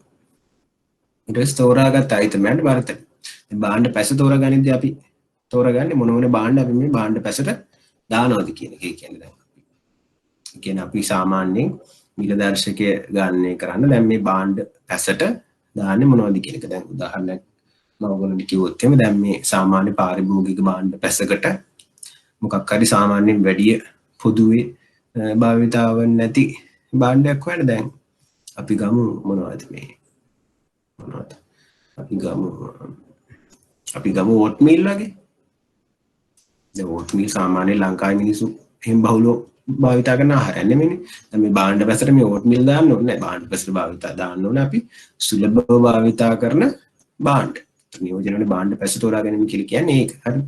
සුලභව භාවිතා කරන භාණ්ඩ ටික තෝරලා මේ අපි බාස්කට් එකට දාන්න. ඊට පස්සේ ඒවට අයිතමයන් බර තැබීම කියලා කියන්නේ ඒවැ ප්‍රමාණ තීරණය කරන එක. ඒතර ඒකට තමයි සමීක්ෂණයක් කරලා ඉවරලා සාමාන්‍ය පවුල් එකක් සහල් කිලෝ කීයක් පාවිච්චි කරනවද? සෙමන්ටින් කීයක් පාවිච්චි කරනවද? එහෙම නැත්නම් සබංකුළු කිලෝ කීයක් පාවිච්චි කරනවද? එන්නේ වගේ අදාළ ප්‍රමාණයක් සමීක්ෂණය තෝරලා බර තැබීම ගැන අපි සැලකිලිමත් වෙන්න ඕන එක තමයි මේ තෝරාගත් අයිතමයන්ට බර තැබීම කියලා කියන්නේ. ඊට පස්සේ දර්ශක ගණනය කිරීමේ ක්‍රමයේ තීරණය කිරීම. ඒ කියන්නේ ලස් පෙරස්ත පාර්ශ්වද කියලා. දැන් අපිට සමීක්ෂණ විතර අඩු කර ගන්න ඕන නම් මොකද කරන්න ඕනේ? අපි ලස් පෙරස් තෝර ගන්න ඕනේ. ඊට පස්සේ වඩා නිර්වද්‍ය ආකාරයට තොරතුරු අවශ්‍ය නම් අපි පාර්ශ්වීකරණය තෝර ගන්න ඕනේ. ආවත් කාලින තොරතුරු අවශ්‍ය නම්. ඊට පස්සේ අපිට තියෙනවා මිල දර්ශක සැකසීමේදී සැලකිය යුතු වැරද්දක් තියෙනවා හදාගන්න. මිල දර්ශක සැකසීමේදී මුහුණ පාන ගැටලු සැලකිය එකක් නෑ. සපෙල්ලද දත්තවල නිවැරදි හා විශ්වාසවන්ත බව. දැන් මේ ගැටලුනේ අපි සාකච්ඡා කරන්නේ. දැන් මේ සපෙල්ලද දත්ත කියලා කියන්නේ දැන් අර සමීක්ෂණයක් කළා අපි අර භාණ්ඩ පැසයි බරතැබීම තීරණය කරන්නේ. එතකොට දැන් මිනිස්සු හරි දත්ත දුන්නොත් තමයි අපිට හරියාකාර භාණ්ඩ පැසක් සහ බරතැබීම මේ හදාගන්න පුළුවන් නේද? මේ සපෙල්ලද දත්ත ලබා ගැනීමේදී වැරදි සහ විශ්වාසවන්ත වීම කඩවීම සිදු වෙන්න පුළුවන් නේ. ඒතර ඒක ඇවිල්ලා අපේ අභියෝගයක්.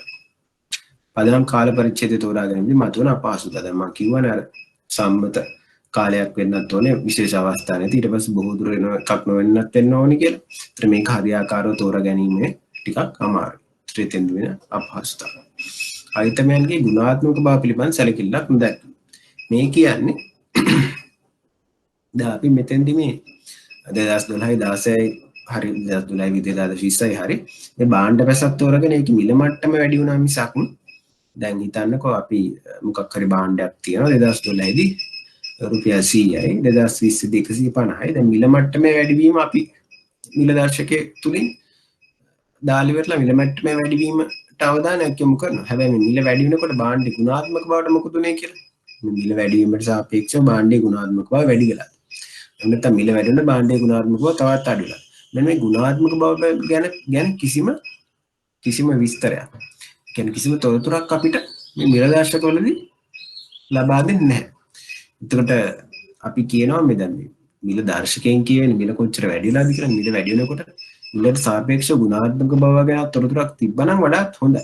හැබැයි පොදුවේ දර්ශක අපි භාවිතා කරන මිල දර්ශකවලදී මේ ගුණාත්මක බව ගැන තොරතුරු අපිට හම්බෙන්නේ නැහැ. ඒතර ඒක ප්‍රශ්නයක් කියලා අපි කියනවා. රැස් කිරීමේ ප්‍රායෝගික දුෂ්කර සහ දත්ත රැස් කිරීම සහ ගොනු කිරීම මේක අපි කියවන්නේ මේ සමීක්ෂණ කරන්න ඕනේ මේක දත්ත රැස් කරන්න ත්‍රිතෙන්ද ගොඩක් ප්‍රායෝගික ගැටලු ඇති වෙන්න පුළුවන්. භාණ්ඩ ආදේශනය නිසා පැස තුළ ඇති අයිතමයන්ගේ ඉල්ලුම වෙනස් වීම. ඒ කියන්නේ දැන් ඔතන වෙන්නේ දැන් 2016 දී අපි භාණ්ඩ පැසක් භාවිතා කළා කියලා හිතන්නකෝ. මේ 2016 භාණ්ඩ පැසේ අපි අර කලින් උදාහරණයක් ගමුකෝ මාළු කිලෝග්‍රෑම් 3ක් තිබ්බා කියලා හිතන්නකෝ. දැන් මේ කාලයක් යද්දි මිනිස්සු අර මොනවා හරි කොවිඩ් ආසාදන හරි මොනවා හරි ඉන්න මේ මාළු කියන එක භාවිතා කරන එක අඩු වෙලා මාළු කියන එක භාවිතා කරනකොට ඔය වෙනකොට මේ මොනවා සෝයා මීට් වගේ ඒවට වැඩි මාළුලා තියෙනවා. දැන් මේ මාළු කියන එක මිනිස්සු ආදේශ කරගෙන තියෙනවා සෝයා මීට් වගේ දෙයක්. දැන් ඔක හරියාකාර සමීක්ෂණයක් නොකළොත් එහෙනම් මොකද වෙන්නේ? මේ ආදේශනේ අපිට අහු වෙන්නේ නැහැ. අපි 2020 දීත් අර මාළු කිලෝ 3ට බාර දාලා ඉවරලා ගාන හදලා මිල දර්ශකය හදලා තමයි මිල දර්ශකය ප්‍රකාශ කරන්නේ. හරි. කියන්නේ මෙතන ඇත්තටම භාණ්ඩ ආදේශනයක් වෙලා තියෙනවා මාළු වෙනකොට සොයා මීට ආදේශ කරගෙන තියෙනවා සමස්තයක් කරේ මිනිස්සු. හැබැයි අපි ඒක අපේ දර්ශක ගණනය කිරීමට යොදාගත්තේ නැහැ. ඒතර තෙන්දි දර්ශකාංකයේ නිර්වාදිතතාව පිළිබඳ ප්‍රශ්නයක් දෙන්න පුළුවන්. ඒක තමයි කියන්නේ. භාණ්ඩ ආදේශනය නිසා පැස තුළදී අයිතමයන්ගේ ඉල්ලුම. කියන්නේ පැස තුළ තියෙන දැන් කලින් දවසේ වැඩිපුර මාළු වලට වැඩි ඉල්ලුමක් තිබ්බා. හැබැයි 20 දී මාළු වෙන සොයා මීටරට වැඩි ඉල්ලුමක් තියෙනවා. ඒතර අන්නේ ඉල්ලුම අපි අර හරියාකාරව සමීක්ෂණය කරලා ඔක දර්ශකාංකයේ අස්තර ඔබ නොගත්තොත් එහෙම එතෙන්දී දර්ශකාංකේ නිවැරදි බව පිළිබඳ ගැටලු ඇති වෙන්න පුළුවන්. ගැටලු ඇති වෙන හේතු උනේ මේ භාණ්ඩ ආදේශනය ඒක තමයි මේ කියන්නේ.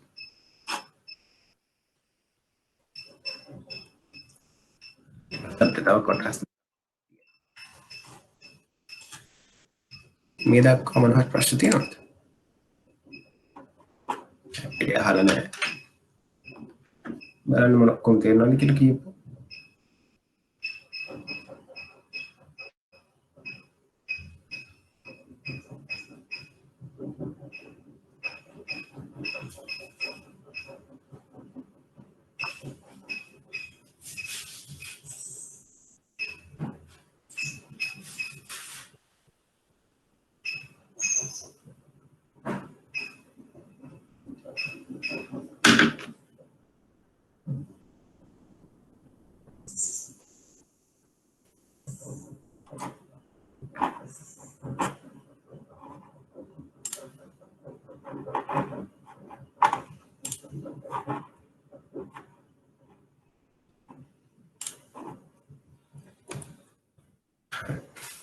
දැන් එහෙනම් අපි මේ කොටසට යමු.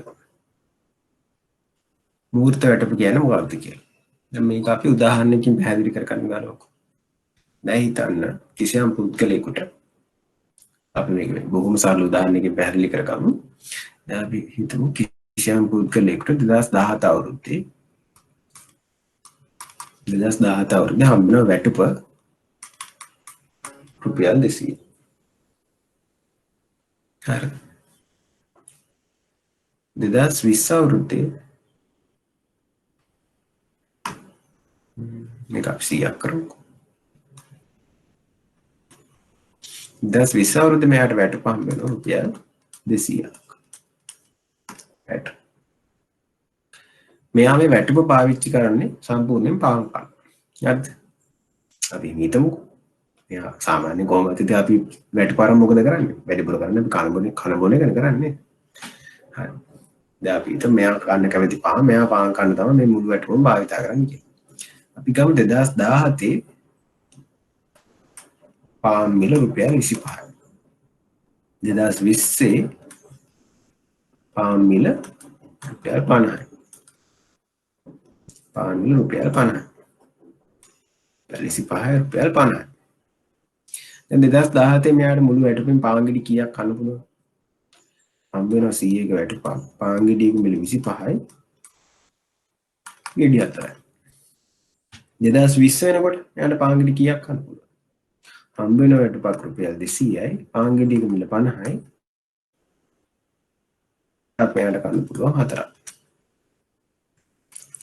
දැන් මෙයාට හම්බුණා 2017 දී රුපියල් 100ක වැටුපක්. 2020 දී රුපියල් 200ක වැටුපක් හම්බුණා. දැන් ඔයගොල්ලන්ට හිතන්න පුළුවන් මෙයා හින සතුටෙන් ඉන්නේ කියලා. මෙයාගේ වැටුප දෙගුණයක් වෙලා. 17 ඉඳලා 20 අවුරුදු 3ක් ඇතුළත වැටුප දෙගුණයක් වුණා මිනිස්සු සතුටෙන් ඉන්න පැනේ. හැබැයි දැන් මෙයා මේ වැටුප පාවිච්චි කරලා කරන්නේ පාන් කන එකනේ. හැබැයි දැන් මෙයාට 17 දිත් කන්න පුළුවන් පාන් ගෙඩි 4යි. 20 දී කන්න පුළුවන් පාන් ගෙඩි 4යි. එහෙනම් මෙයාගේ සතුට ඇත්තට වැඩි වෙලා ඇද්ද? නෑ නේද? කියන්නේ අපිට මේ සල්ලි කොල වැඩියෙන් හම්බුණා කියලා මිනිස්සුන්ට තෘප්තියක් ඇති වෙන්නේ නෑ. ඔය සල්ලි කොල පාවිච්චි කළා මිනිස්සුන්ට කරන්න පුළුවන් වැඩ ප්‍රමාණය වැඩි වුණොත් තමයි මිනිස්සුන්ගේ තෘප්තිය වැඩි වෙන්නේ නේද?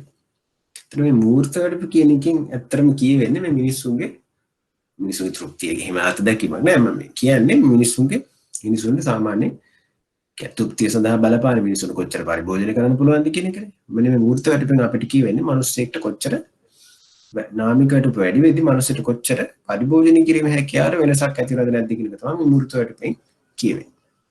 හරිද? සරල මූර්ත වැඩපෙන් කියවෙන්නේ ඒක. බලන්න. ඒකගේ නාමය සඳහා සැකසීමෙන් පසු මූර්ත වැඩප ලැබේ. දැන් මෙයා මේ නාමික වැඩප කියලා කියන්නේ මෙයාට මේ සල්ලි කොල වලින් හම් වෙන වැඩප. මෙයාට 2017 දී නාමික වැටුප තමයි මේ රුපියල් 100 කියලා කියන්නේ. ඊට පස්සේ මෙයාට 2020 දී නාමික වැටුපුනේ කොච්චර? සල්ලි කොලවලින් මෙයාට රුපියල් 200ක් හම්බුණා. ඕක තමයි නාමික වැටුප කියලා කියන්නේ. එතන මූර්ත වැටුප කොහොමද ගණනය කරන්නේ? මේ මූර්ත වැටුප ගණනය කරන සූත්‍රය තමයි මේ දීලා තියෙන්නේ. නාමික වැටුප මොකද කරන්නේ? එක දන උද්දමන අනුපාතය බෙදන්න. දැන් උද්දමන අනුපාතය ගන්න එක දැන් නාමික වැටුප අපි දන්නවා 17 දී 2017 20 රුපියල් 200යි කියලා ගන්නවා. දැන් රුපියල් 2020 දී මූර්ත වැටුප ගණනය කරන්න අපි මුලින් උද්දමන අනුපාතය හොයාගෙන ඉන්න බෑ. අපි උද්දමන අනුපාතය හොයමු මුලින්. උද්දමන අනුපාතය කියලා කියන්නේ මොකක්ද? උද්දමන අනුපාතය කියලා කියන්නේ අර මිල වැඩි වීමේ ප්‍රතිශතය නේද? දැන් 2017 දී පාන් ගෙඩිය රුපියල් 25යි. 2020 දී පාන් ගෙඩිය කොච්චරද? රුපියල් 50යි. එහෙනම් අපි කොහොමද මේ උද්දමන අනුපාතය හොයන්නේ? 2020 දී 50යි. 2020 දී කොච්චරද? 2020 දී කොච්චරද? 2020 2017 දී කොච්චරද? 2017 දී 25යි. එහෙනම් උද්දමන අනුපාතය හොයන්නේ කොහොමද? මිල වැඩි වීම ප්‍රතිශතයක් විදිහට හොයන්න ඕනේ නේද? මිල වැඩි වීම ප්‍රතිශතය හොයන්න අපි මොකද කරන්නේ? 100%න් වැඩි කරනවා. ඊට මෙතන අපිට එනවා 200යි කියලා. හරිද? දැන් වැඩි වීමේ ප්‍රතිශතය කොච්චර? වැඩි වීමේ ප්‍රතිශතය වෙන්නේ අර 200 ආවට ඕකෙන් 100ක් අඩු කරන්න ඕනේ. 200යි කියලා අරගත්තත් එහෙම වර්ධනය. දැන් වැඩි වීම ප්‍රතිශතය කොච්චරද? 100යි. හරිද? උද්දමනයේ වැඩි වීම ප්‍රතිශතය 100යි. දැන් ඔක කොහොමද මේ එක දන උද්දමන අනුපාතය වගේ සූත්‍රයකට දාන්නේ? එක දන 100 කියලා දැම්මොත් හරියනවද? නෑ නේද? අපි අර දශම වලින් දාන්න ඕන. හරිද? දැන් මේ 100ට 100 කොහොමද දශම කරන්නේ? සරල උදාහරණයක් මම පාවිච්චි කරනවා. දැන් හිතන්නකෝ 500ක් වුණා කියලා. නාමික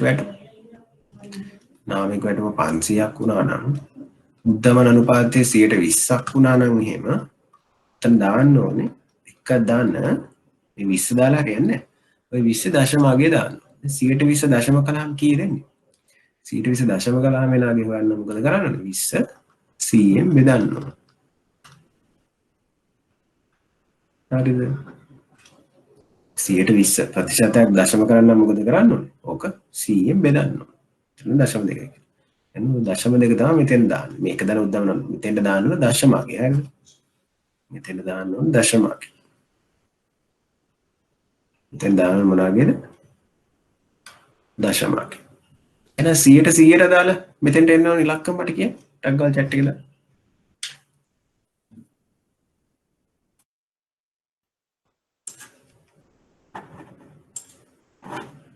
को උද්දමන අනුපාතයට දාන ඉලක්කම කියන හොඳයි සාස්නි කියලා දෙන එකයි හරි මායත් කියලා හරි උත්තර ප්‍රශ්නාලය හරි එකයි එහෙනම් අපි කොහොමද ඒක හොයාගන්නේ අපි මුලින්ම පාන් මිල වැඩි වෙච්ච හැටි හුව 200යි කියලා 100ක් අඩු කරලා ඉවරලා වැඩි ප්‍රතිශතයව 100යි කියලා මේක තමයි උද්දමන प्रतिशत උද්දමන प्रतिशत ඕක දශම කරන්නේ කොහොමද මේක දශම කරනවා මම මෙතන ලියන්න දශම කරන්න හැටි දශම කරන්නේ කොහොමද දශම කළේ අපි අර 100ෙන් බෙදලා මේ විදිහට 100ෙන් බෙදුවා වෙනවා 1යි හරිනේ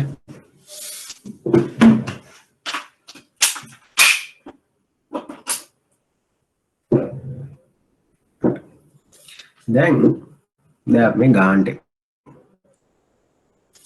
දැන් මෙතන අපේ පාන් ගෙඩියක මිල කීයද 25 ඉඳලා 50ට වැඩි වෙනවා උද්දාන අනුපාතය 100යි එහෙනම් අපි මෙතනට ආදේශ කරන්නේ එකක් කියලා විදිහට කියලා අපි දැක්කා දැන් මේක ලියමු දැන් මෙයාගේ නාමික වැටුප 2020 දී කොච්චරද දැන් අපි හොයන්නේ මූර්ත වැටුප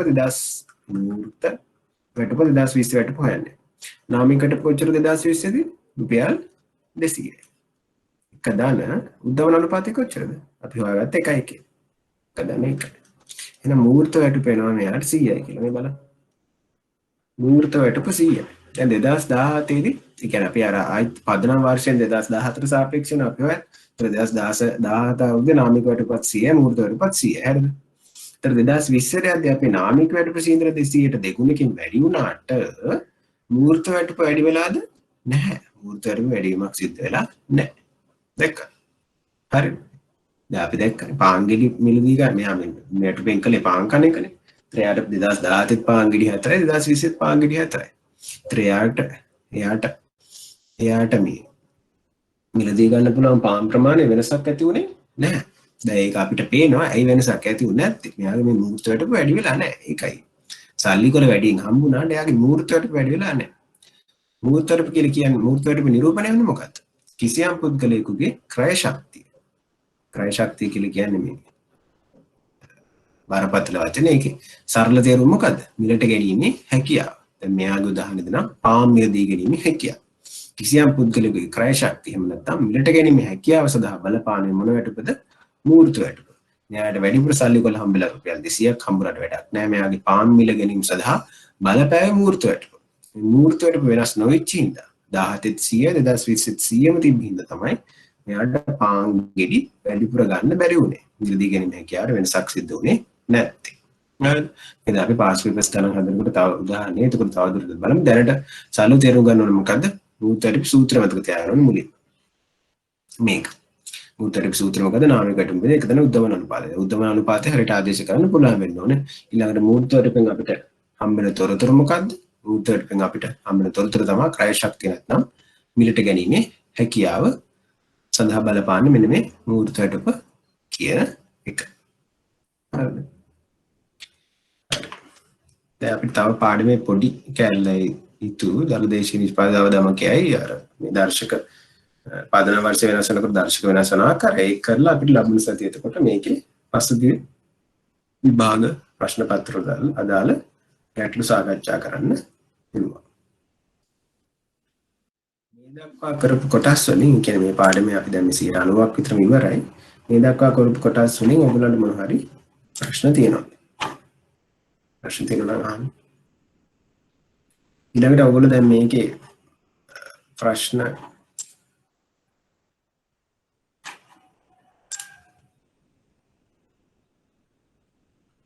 මේකේ ප්‍රශ්න මේ ඕගොල්ලන්ට මොනවද ප්‍රශ්න આવොත් එimhe සතිය මැද්දේ මොනවා හරි බලනකොට ඔයගොල්ලන් මොනවා හරි ප්‍රශ්නයක් වගේ අහන්න ඕනොත් මෙන්න මේ ඊමේල් එකට ඊමේල් එකක් දාන්න මම උත්තර ලියන්න මම ඊමේල් එක ලියන්න බෝඩ් එකේ ඊමේල්